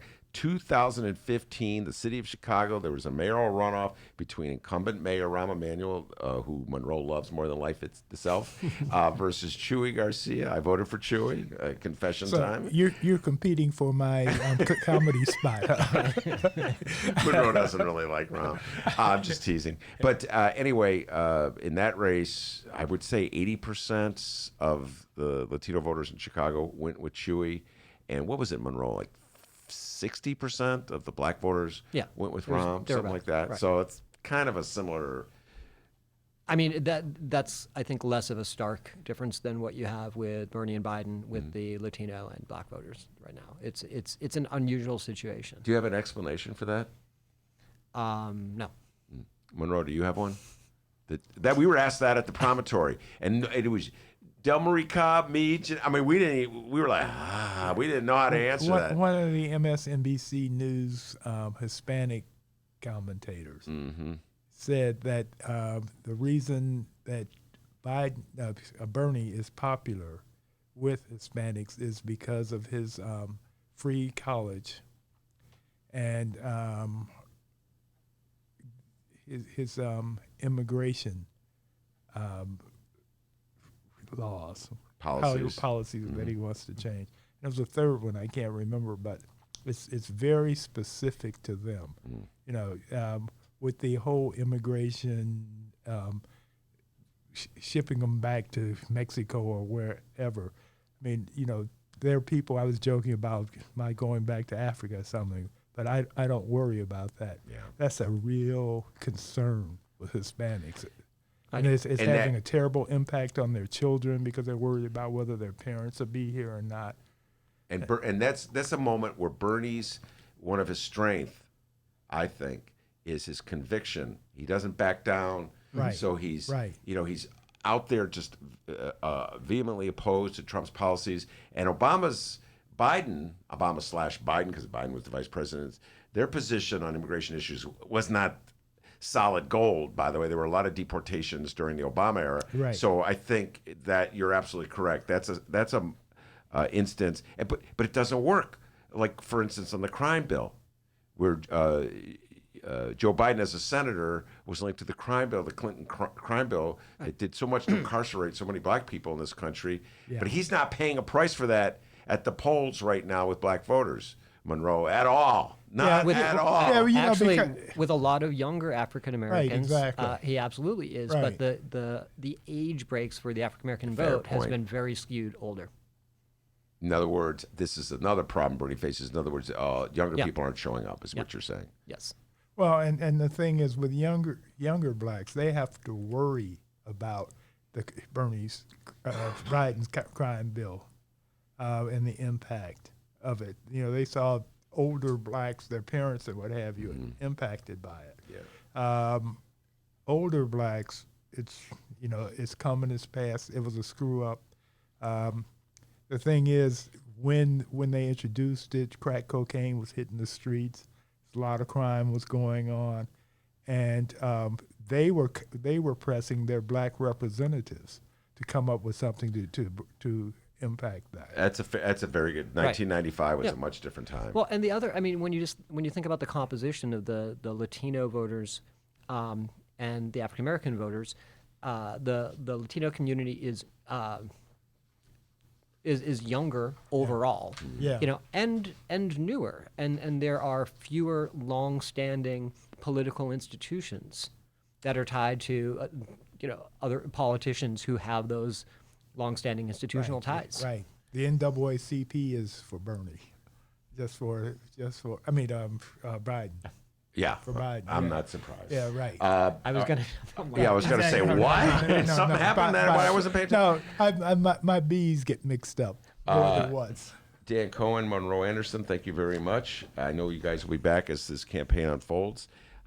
As a Bernie supporter, it was a rough night for me last night. And I know as a non-Bernie supporter, it was a great night for you, Monroe. Dan is sort of neutral in this thing. So I'm not neutral. Oh, you're not neutral. You keep that. You kind of come across as neutral when you're sitting. I like to be objective. Okay, very good. And, Dan, I was going to say, you got the ears of our listeners here. Is there anything you got going on? Any websites? Anything you'd like to plug? Anything like that? I kind of rant on Twitter a lot. All which is, right. Dan Cohen says. Dan Cohen says. So you get to see the other side of Dan, where he's not so neutral and quote unquote objective, which is a word I don't even believe in. Monroe. Followers. I mean, I like Facebook. I have 1,000 and some. I want that number to grow. I have 5,000 Facebook friends, so I can't add anybody there. I absolutely urge all Trump listeners out there to go to Monroe's Facebook page. He will do battle with you. There's not a Trump person in the world who's beat him yet, but, hey, give it a shot, guys. Oh, no, they think they have because they're not that bright. Oh, okay. All right, that's a good enough place to leave this. We got Jacob Meister sitting on deck. We're going to do a little shift here from national politics. He's running for clerk of the circuit court right here in Cook County. Before it's all said and done, I may throw a question of national politics to him. The guy's a political junkie. We'll be right back after this. Did you know that 40% of the people in Illinois opt to be cremated? Well, it's true. And Chicagoland Cremation Options honors their wishes by providing cremation services directly to the general public. Chicagoland Cremation Options provides an affordable, ethical, and easy cremation arrangement, whether in person or online. Save thousands and streamline the process by going directly to Chicagoland Cremation Options. It's a family-owned business operated by my good friend, Douglas Klein.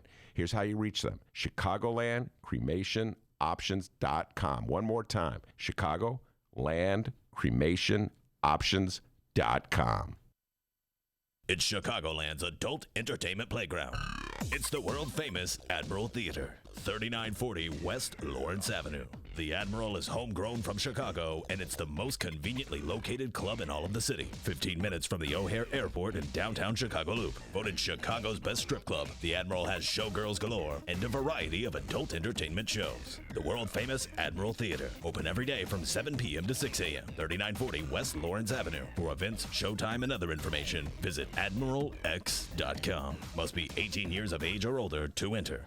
I think there's a lot of incentive to blow up disagreements in the party as like huge fights, because I think it's important for us all to recognize, and we do this in our rallies, to recognize the people who have been in this fight to allow us to have this window as we do right now. Nancy Pelosi, that's Mama Bear of the Democratic Party. You don't mess with her. And So this idea is a bunch of malarkey.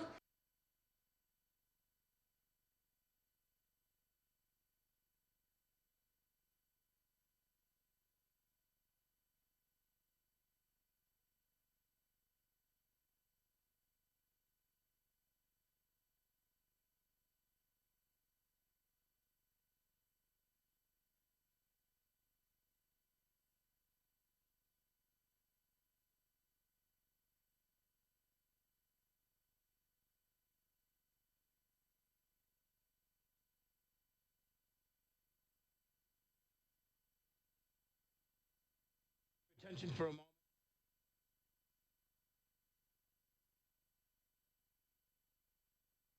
Those leaves, and I need them now.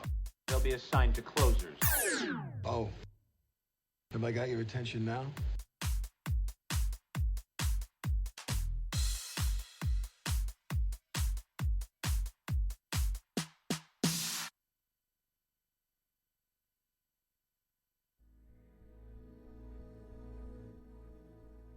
Commercial break over. Welcome back to the Ben Joravsky Show, live from the Chicago Sun-Times. Jacob Meister in the studio. Monroe Anderson is left. Dan Cohen is left. Jacob Meister in the studio. We're going to shift gears, talk local politics. And before we do that, you got an update, young man? Absolutely, I do. The gentleman with us is running for a title. Is very confusing to pronounce sometimes. Cook County Circuit Court, right? Clerk of the Circuit Court. Of Cook County. Yes. It's So a tongue twister. Tongue twister, all right? We'll get into what it does. But to learn more about the position or the election he's running for and more, we strongly encourage you to check out our Backroom Deals. Ben and Maya Dukmasova have returned with another batch of Backroom Deal episodes, all things the primary elections. We even learn about the water reclamation. That is correct. I was thinking of running for it because I love water so much. He loves water, guys. I'm trying to get him to run for it. He won't do it. But all of those, the water wreck, Supreme Court, the Senate seats, and so much more. It's this edition of the Backroom Deal. Ben Joravsky and my Duke Masva, the Chicago Reader. Go download it at chicagoreader.com and wherever else you download your favorite podcasts. All right. Jacob Meister, welcome to the show. Well, thank you for having me. Man, you got some deep pipes. Should have been in radio. Hey, I've been told that before. I'm like, Wolfman Jack. I got the Wolfman Jack. You got the Wolfman Jack. And you're probably the only one in this room who knows what Wolfman Jack is besides me. All right, Jacob Meister, introduce yourself. Take some time to introduce yourself to our listeners, who you are, what your background is, how you got to the stage where you're running for office. Yeah, well, I'm a practicing lawyer for the last 30 years. I've practiced in the Circuit Court of Cook County. That's my home base. I've also practiced in courts all around the country. I'm a civil rights lawyer. I also founded the Civil Rights Agenda, which is a statewide LGBT civil rights organization. And the Circuit Court Clerk's office in Cook County is ethically and operationally broken. And it's a situation that infuriates, as you know, lawyers and judges across the board. You talk to any of them, you start seeing the veins popping out of their temples because it is such an infuriating office. We know the ethical issues. The current clerk, Dorothy Brown, is retiring, and she's been accused of selling jobs. Mm-hmm. Most recently, there was an indictment relating to an individual who paid her $15,000 cash at the Corner Bakery across the street from the Daily Center. And this office needs to be fixed because it affects substantial justice. Most people have no idea what the clerk of the Circuit Court does. But I think in layman's terms, it's a chief operating officer for the Cook County court system, does everything from collecting all of those fines, fees, forfeitures that are ordered by the court, and child support, operates all of the courts, dealing everywhere from traffic court to orders of protection, the criminal courts, the juvenile courts. It's a massive court system having almost 400 judges. It's the second largest court system in the United States. Some say the second largest in the world. It has a budget of $120 million and 1,500 employees. So these employees do everything from man the massive record center out in Cicero to manning every single courtroom. They're the ones who swear you in as a witness, raise your right hand. They have the clerk's office is where you file all your paperwork. They're in charge of all the files. They run the IT systems. The court's computer systems. They collect the child support.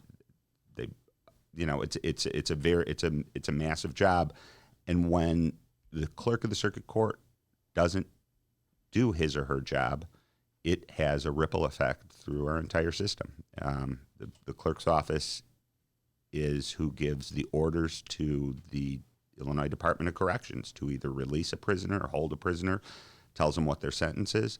Sheriff of Cook County, the state's attorney, the public defender, all the private lawyers, we rely on information that comes out of the courts. And it comes as a shock to most people to find out that we as judges and lawyers still handwrite out court orders, longhand, in triplicate, with carbon paper. And that is the state of record keeping in the courts today.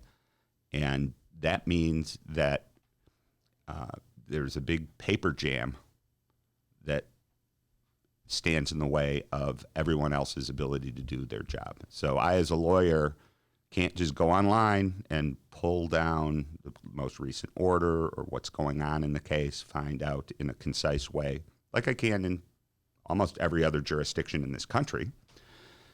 So I am forced to get in a car or a taxi, go down to a courthouse, get a printout of whatever document I'm looking for. So print it out just so I can go back to my office and scan it because I just want a PDF because that's the way I do my business.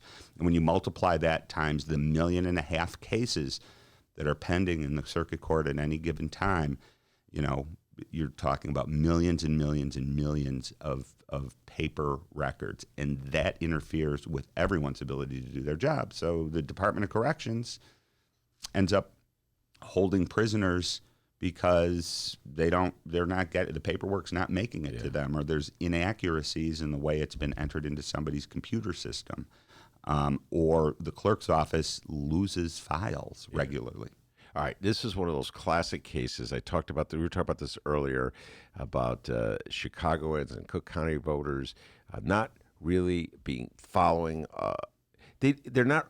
If they don't deal with it on a regular basis, Jacob, it doesn't exist. And so what you're talking about for somebody like me or other reporters who are constantly, not so much me anymore, but back in the old days, you're constantly going to the courthouse. You want documents, you want court files, and it always made me laugh. It was like going back into a novel by Charles Dickens, Bleak House. Like you'd fill out a form and they would give you a file which is filled with all these papers and just different court orders. A lot of times it was just, you're absolutely correct. I'm laughing the memories of court orders, you're into scrawl of some judge, and sometimes the stuff you were looking for was not in the file. Mm-hmm. That's problematic because you want the complete file, and then you're scurrying up to the judge's chambers to see if maybe they're up there. I had two thoughts when I saw it. One, this is a very important job because you're the repository of all this essential information. It could be life or death information in the case of literally a defendant or a plaintiff in a civil case, whatever. The point is, it's very important information. I've always felt, I've said this in this show, that the clerk of the circuit court should be one of those obsessive people who's really good at organizing stuff. And so does Jacob Meister fit into that category? Are you an obsessive person who, like, if I went to your office right now, I'd see all the files properly put away? Are you an orderly human being? Yes. You wouldn't find my desk to be in exactly great shape, but yes. So I have files. I do a lot digitally and electronically. I'm regularly asked, why in the world would you want this job? Yes, you got a great law practice. You're really well known and respected. And I say, I ran for this office 4 years ago because I am fed up, and somebody's got to come in and take it over and make it operate for all of the stakeholders who use this court system and rely on the court system. Lawyers and judges have gotten almost to the point of like beaten into complacency and just saying, it's never going to change. We just have to deal with it. We have to keep, it's never going to change. And that's wrong because it can change. The court systems I deal with all over the country are wonderful. All right, so what are you going to do for the get-go? The absolute first day you're in office, what is the first thing you're going to do? Well, the first thing I'm going to do is we've got a morale problem too. And I think we need to back out of this problem the same way we got into it. So we've got to, first thing I'm going to do is I'm going to meet with all of the clerk staff across the board and let them know that relief is there. Because there's a lot of very good, dedicated people in the office, many of them whom are supporting me in my run. And they know that the court system can do better. And that it's a leadership problem. So we've got to, we start with our staff, and we do a complete audit of the file system. And we're making sure, from my perspective, everything sitting in the Cicero Record Center, any active files, we have to image. The county has committed $36 million to a case management system, which is being rolled out in our criminal courts, and it is a big problem. It is riddled with errors, and there's big questions as to whether or not the vendor they chose Tyler Technologies was a wise choice. And if somebody had bothered to just Google Tyler Technologies, they would have seen that the California courts, the Arizona courts, the Texas courts, the Florida courts all had major problems with the Tyler Odyssey system, and it took years for them to work through it. The good news is, after about 4 or 5 years, the Los Angeles County courts, which is the largest court system in the country, managed to get a system that is really working well, but it costs a lot of extra money and customization. Tyler Technologies provides the case management for about 25% of the courts across the country, but off the shelf, it may work well in South Dakota, in a small county in South Dakota, but when you put it into the second largest court system that has so many nooks and crannies, it's 11 operating divisions. I've practiced in all but one. Every division has its own nooks and crannies in the way that it needs a computer system to meet its needs, and that was never done. So you said $36 million has been committed by the county to bring in this case management system. Is there a way, if you come into office and say, no, let's please put the brakes on this, let's rethink which system we're going to employ to change this decision? Or is this just a train that's left the station? This is a train. We are already beyond waist deep in commitment to this. So you're going to have to deal with this. You're going to have to deal with it. But the good news is that the L.A. County courts have been through it, and the system is Whose widely idea was accepted. to use this in Cook County? Well, there has never been a really good relationship between the county board and Dorothy Brown and Tony Preckwinkle.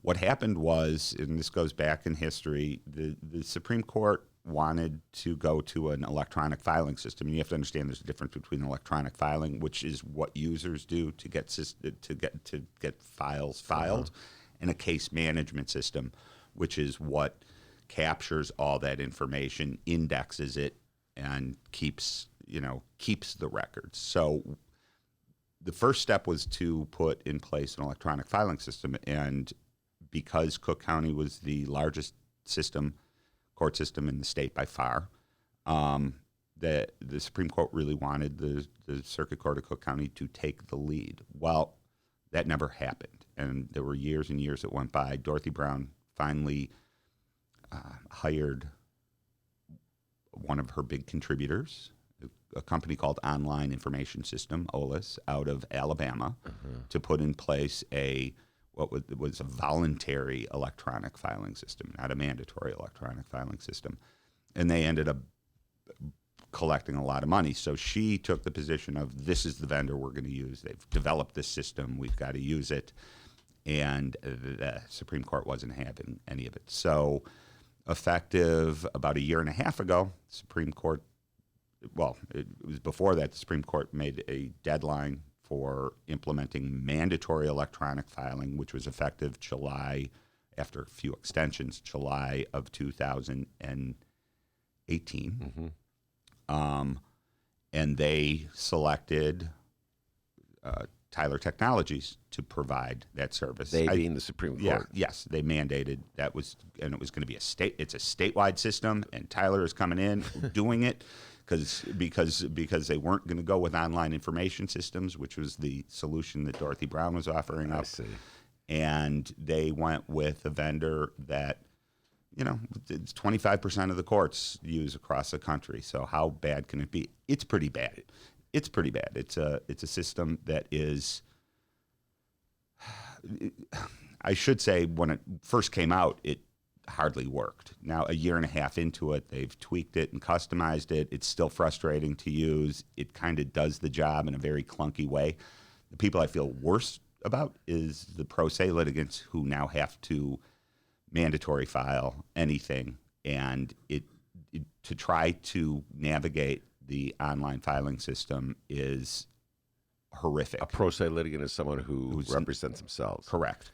And they don't have the money to pay for a lawyer, so they do it themselves. Right. And so you want to try to log in and make use of this online filing system.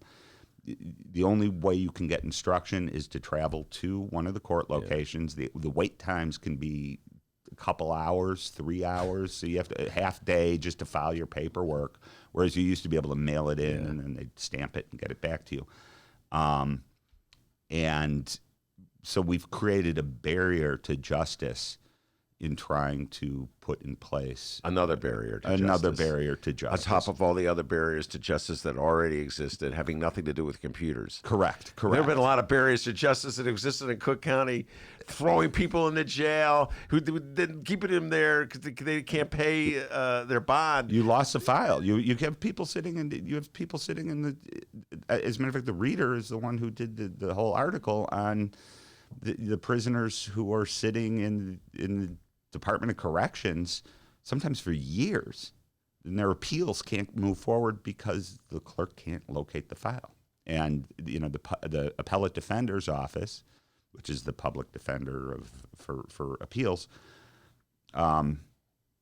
issues a report every year of their backlog, and it's astounding. The hundreds of appeals that can't move forward because the clerk of the circuit court of Cook County can't find the file to get it to the appellate court. And without a record on appeal, an appeal doesn't move forward. I'm utterly depressed by this conversation. Please give me a sign of hope. Let's say you get elected. What can you do to rectify this? Well, access to justice. So we talked about the online filing issues, which are major for pro se litigants, for those that aren't represented. I want to put computer filing kiosks in every library in Cook County and have training for librarians so that they know how to navigate the electronic filing system and can help folks out in the neighborhood, weekends and evenings. So if you're elderly and you don't know how the computer works, you don't have to get, sometimes in some parts of the county you have to get on 2 or 3 PACE buses to make it to the nearest courthouse and then sit for hours just to have somebody give you instructions. Let's have that available in our libraries, in our neighborhoods, on evenings and weekends. People shouldn't have to miss work just to get assistance to navigate this bureaucratic filing system or this electronic filing system.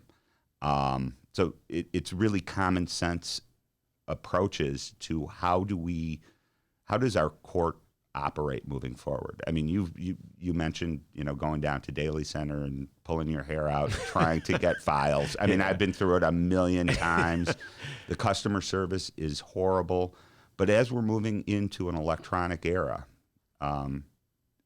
we have the opportunity, and I think it's incumbent on whoever is the next clerk of the court to rethink how we do things, because that whole office there, those big cavernous offices were designed in the 1960s based on how the architects literally planned it on how you move paper from desk A to desk B. And then once we go electronic, let's rethink customer service and how that office is physically laid out and how that office is brought into the world of technology so that it's much easier to navigate and use. So yes, we need to go into public libraries everywhere. We need to do expungement seminars all over the county in town halls. We've got over 700,000 cannabis expungements that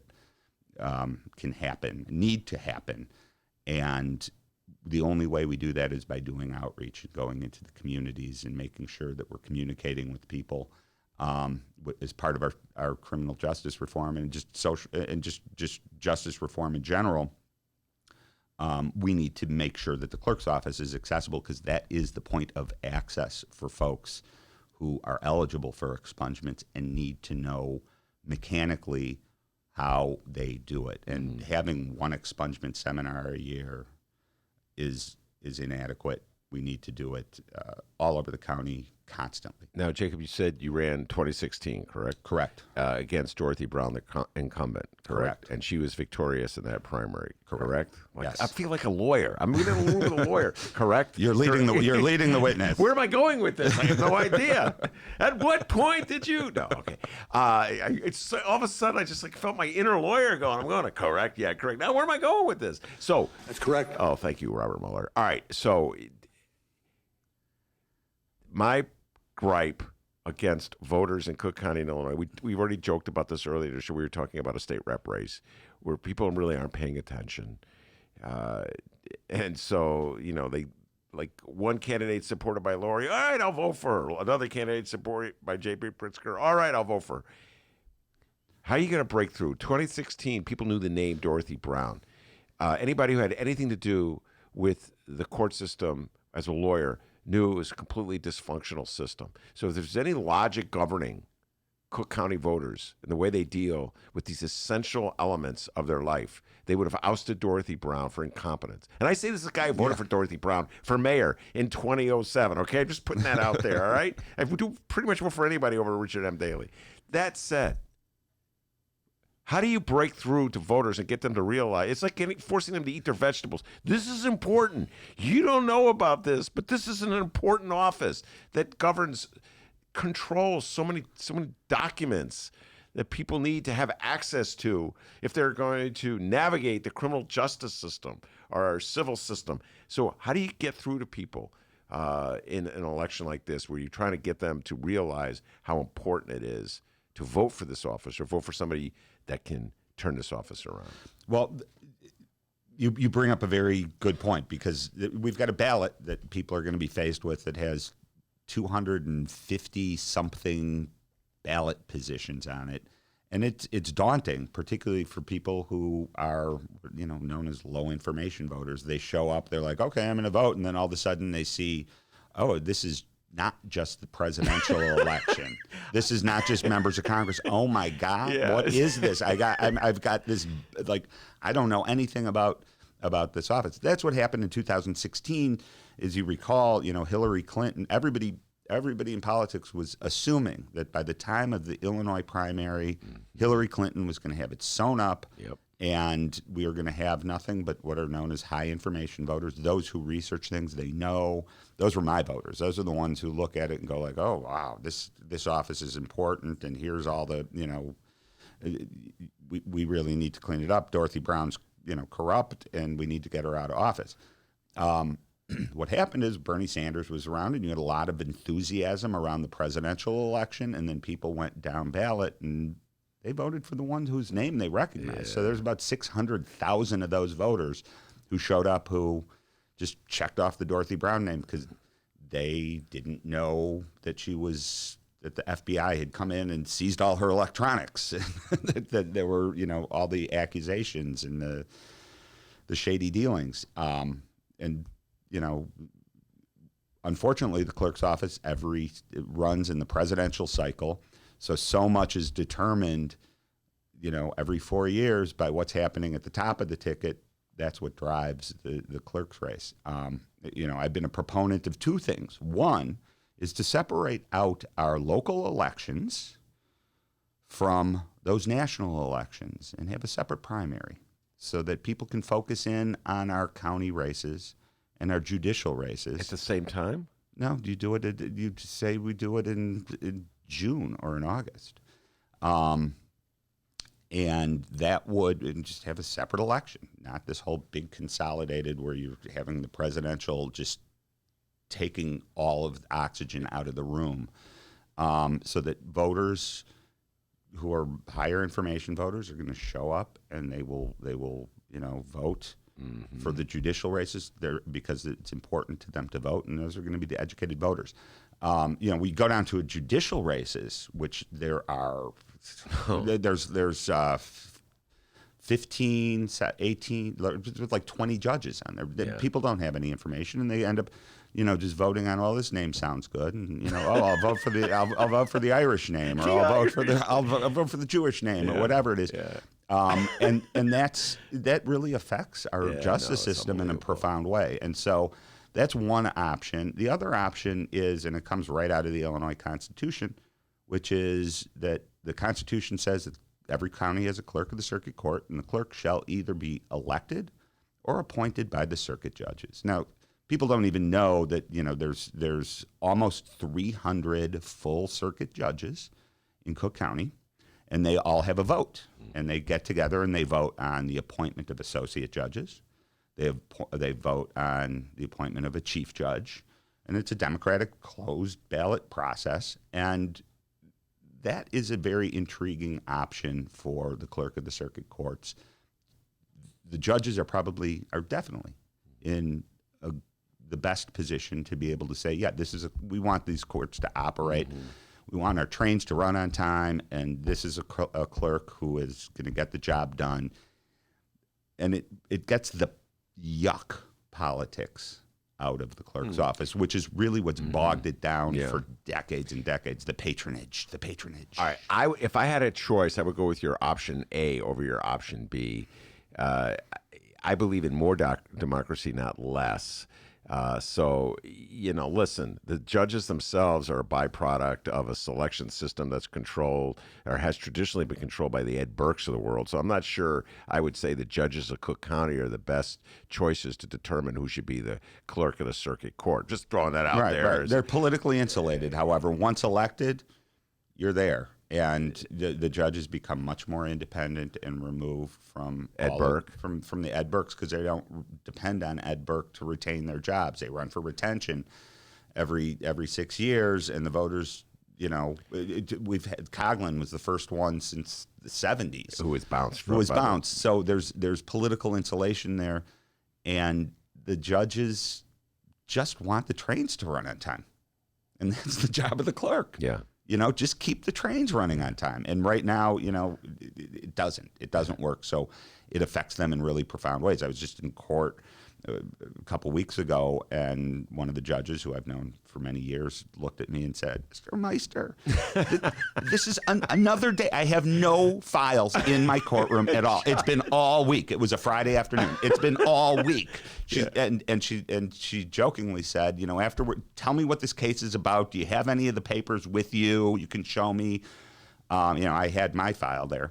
And then she jokingly said, "Okay, after we're done here, we're going and we're gonna form a protest in front of Dorothy Brown's office, because this is epidemic. I mean, it's an epidemic. The cases just don't show up. The files don't show up in courtrooms. How do you do business? You can't do business. So, Jacob, you're a successful lawyer. Your life would go on with you practicing law. Why do this? Passion. It's a passion for me. I'm going to get this done. It's going to be, once and for all. This is an office that, as the Sun-Times pointed out, the machine wants to keep control of. It's 1,500 jobs. It's patronage. Yeah. And, it's the history of this office. You go back to Matt Danaher. Wow. I mean, just think about the history of this office. Matt Danaher, Morgan Finley, Dorothy Brown. I just named 3 of the last 4 Jacob, clerks. are you from Chicago? I don't know. I can't remember. I'm from, as I say, the far north suburbs of Milwaukee. Oh, okay, from Milwaukee. From Milwaukee. So it's the North Shore. Yeah. The North Shore. No, I hear you. Did the Sun-Times endorse you? I should know the answer. No, I did not. The Herald gave me a tremendous endorsement. The papers are all split up. The Sun-Times, it's interesting. The Sun-Times kind of gave a backhanded endorsement to the party slated candidate. My beloved bright one, drinking the party Kool-Aid there for a moment. Right. And they pointed out. They said our great reservation is that he is the vice chair of the Democratic Party of Illinois. He's a Madigan crony, and I think they said we suspect that the party's real interest here in putting him in slating him is to protect their nearly 1,500 jobs, and that is the history of this office. Danaher, Morgan Finley, Dorothy Brown. You just think about those. They've controlled that office. Those list of people have controlled that office for 50 years, more than 50 years, and it's been Matt Danaher. What was his background before they put him in as he started out as the driver to Richard J. Daley, and then he became we'll put you in as the 11th Ward alderman. And there's the circuit court. No experience whatsoever in the courts or in the operations. His job was to manage the personnel, the patronage personnel, who gets what jobs, which precinct captains. and that is still going on. You know, the Madigan organization has lots and lots of jobs there. At some point in around 2005, Dorothy Brown realized, why am I giving these jobs out as patronage, you know, as political favors in the patronage system? I can sell them myself. And, you know, it became a different type of patronage operation. And that is a system that is just completely broken. It's antiquated. It's got to go away. There's federal oversight now in the clerk's office. Don't know why it didn't happen earlier, but we need to make sure that the office has really skilled, trained personnel, particularly as we're moving into the digital age, where we're going to be relying on our courtroom clerks to actually, instead of having handwritten orders, they're going to do it digitally. But that means we need to put we need to have paralegal certificates in Cook County courtroom management, and courtroom personnel need to go through that process so that we have uniformity across the board. There's a lot of really good things we can do to make this office, to make the trains run on time. All right. Jacob Meister is his name, and he's talking about his crusade to be the clerk of the circuit court in Cook County, running for office March 17th on the primary. It's going to be down the ballot, folks. You're going to really have to search for this one. You have to be intrepid. And be 145, you know, it's 145. Remember, right? And you go right, and it goes down to 252 or 253, I think, is the Are you ballot. above or below the delegates themselves? Below. Okay. Folks, when you see this ballot, you're going to freak out. I know you're going to freak out because if you're not paying attention, you don't realize it's just a whole slew of delegates who are running with the presidential candidates. The presidential candidates run, then they got their slate of delegates. And then you got the U.S. Senate, and then you got members of the U.S. House, and you got the state legislators, and by the time you get down, you're going to be exhausted. The poor befuddled voters of Cook County. What's going on? They're going to have to listen to the Ben Joravsky Show. All right, now, Jacob Meister, you know, I've learned the hard way that whenever I have a candidate in this room, and we're talking about the office he or she is running for, in this case, we're talking about the circular clerk of court, the clerk of the circuit court, they do not want to take a stand on the national race because they want everybody to vote for them. So you want a Biden voter to vote for you. You want a Bernie voter to vote for you. Is anybody still in the race? Tulsi Gabbard voter to vote for you, and Elizabeth Warren person to vote for you, right? Did I get everybody who's still in the race? I think Bloomy dropped today. So, but even if a Bloomberg voter, you want them to vote for you. So, knowing that, I'm going to ask you the question anyway. Is there a presidential candidate that you favor, or are you staying neutral in this election? Well, I ultimately come down to anybody but Donald Trump. Okay. You know, I look at the race as, you know, I've been and this is honestly, I mean, I have tremendous respect for Elizabeth Warren and a lot of the work she's done, particularly before she came to the Senate. Academically, great work, which I followed. I supported her. Bankruptcy law, very important stuff. I followed her, supported her for the U.S. Senate. I think she'd make a great president. Joe Biden, I have been a supporter of for, you know, when he first ran for president, and he was, you know, the senator from Delaware. You know, tremendous respect for him. My heart, my passions, you know, Bernie Sanders. Mm-hmm. You know, he's like my grandfather. You know,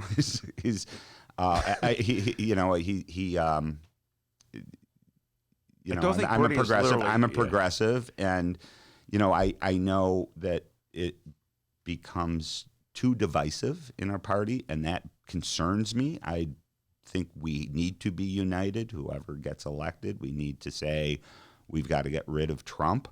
But you know, and that's where I come down to who am I? Who do I support? You know, on balance, I'm a Bernie guy, but that's my passion. But ultimately, if Joe Biden gets the nomination, I'm going to be behind Joe Biden. I'm in agreement with you. I'm a Bernie guy, but if Joe Biden gets a nomination, I'm going to be Joe Biden. I can't say I have enjoyed watching Joe Biden's career.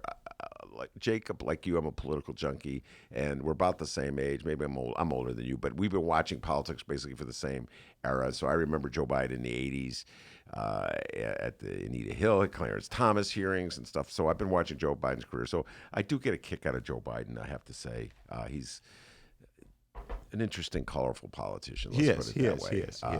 And you know, personally for me, you know, in the LGBT community, you know, he took the lead on nationally on gay marriage and really pushed the Obama administration to take a stand. Jacob as well. Meister, I never bought into that. I'm just going to say, you're going to say, Ben, you're too cynical, you're too skeptical. I always felt that was a choreographed dance. First of all, don't get me started on this Jacob Meister, where Obama was for it, then he was against it, and then he was like, am I safely reelected so I don't have to run again? Yes, I'm for it. And they got the White House bathed in all kinds of rainbow colors. And wait a minute, now you're back where you were in 1995 when the parade began. I'm a cynical, skeptical guy, Jacob, because I've lived in Cook County all these years, and I've watched the voters of Cook County elect and re-elect Dorothy Brown term after term after term, even though you can't get a freaking piece of paper out of the courthouse, okay? So it's easy for me to be cynical and skeptical. There's many people who say that, and I don't, you know, we will never know. We will never know. Until Joe Biden or Barack Obama writes the memoirs and go, boy, you suckers out there. First I was for it, then I was against. Anyway, it doesn't matter. Joe Biden did take, although I hate to rain on your parade. Do not Google Joe Biden and gay marriage, because you know what's going to pop up? That clip from the 2008 vice presidential debate where Joe Biden asserts boldly, no way under the Barack Obama administration will gay marriage be legal. Unbelievable. It's such a, it's like an artifact from an era when my beloved Democratic Party, chicken as always to take a freaking stand on anything, Jacob Meister was like, well, we're going to play this one very cautiously because we're worried about swing voters in Wisconsin. Don't get me started. They evolved. I think they had already devolved to that position. And you know what? True. I mean, you're absolutely right. You're absolutely right. I can't help myself sometimes, Jacob. All right, spell your name so folks can find it on the ballot. How about that? Jacob, Jacob. Oh, that's the easy one. Meister is Meister. You can find me at jacobforclerk.com. And I'm number 145 on the ballot. And I hope your voters will really take this race to heart and make sure that the next clerk is the best equipped to do it. By the way, of my opponents, it's amazing to me, the only candidate in this race who has regularly practiced in the Circuit Court of Cook County. And I've been doing it for 30 years. And there is just no way you can turn this office around unless you have intimate knowledge of how every single division operates and how work flows. Because if you're overseeing the redesign of our system, you have to know how the system works. Mm-hmm. And it's one of the big problems Dorothy Brown had. She went to law school, just shortly before running for clerk, and then was able to say, oh, I'm a lawyer. Well, big deal. There's lots of lawyers out there. I got one of my opponents who was a SEC. He keeps saying he was a prosecutor. He worked for the SEC. They do civil work. He never was a prosecutor. But anyway, but that's in the federal system, and now he's with the Board of Review, and we all know the problems. Your backroom deals went into the backroom deals that go on at the Board of Review, and I've got another one who's not a lawyer at all, really knows not much about the court system, and another one who's a lawyer, but he's a federal lobbyist. And worked on Capitol Hill his whole life, and then did the revolving door thing, and is just doing lobbying. And that is exactly what the courts don't need. They don't need another political insider, which, when you look at it, I'm the only one who can honestly say I am not a political insider. The machine politicians don't really like me. All right. They might not like him, but we like him. Thank you so much for coming on the show. Thank you for Jacob having me. Meister, Meister. Thank you very much for coming on the show. Also want to thank young Dan Cohen, a political pollster. Did a great job talking about Super Tuesday. Monroe Anderson, a regular every Wednesday on the Ben Joravsky Show. He's really feeling it, D. He was gloating all day today. Jacob Meister, Monroe Anderson, my dear friend, and I don't completely see eye to eye. I'm more the Bernie guy. He's more the not Bernie guy. He was really happy today. So, The Bernie guys and the not Bernie guys, we need to all get along because you know what? We're all in the same boat. Yes, and there's a big hole in it. Oh, and that was nice. It was nice. So I want nothing but love for Monroe. We're dearest friends, even if we don't always see eye to eye. And of course, the man, the myth, the legend, the pride of joy in Alton, Illinois, who makes it all happen, the man behind the board who wheels and deals on that board like the maestro that he is. And as Jacob Meister can tell you, back home in Alton, they call him White Lightning. Give yourself a raise. Take it out of petty cash. See you tomorrow, everybody. Hey, if you're new to the program, no one calls me that. And remember, you can download previous Benny J bonus interviews and previous Ben Joravsky shows at both Chicago Sun-Times and Chicago Reader websites and wherever else you download your favorite podcasts. Hey, downloaders, you know we live stream this show? It's true. Tuesdays through Fridays, 1 until 3 p.m. Central Time at both Chicago Sun-Times and Chicago Reader websites and the Chicago Sun-Times YouTube channel. Join that YouTube channel and you can join the Ben Joravsky Show live stream chat if you dare. Oh, it's a good time. Join Jeff, Johnny Joe, Ricky, and others. The Ben Joravsky Show live stream chat. Join like-minded political people and a couple trolls. We'll see you tomorrow.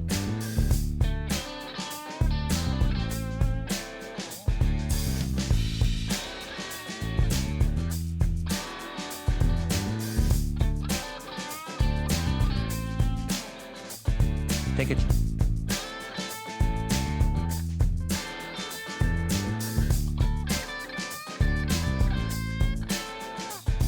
Take a chill pill, man. That's correct.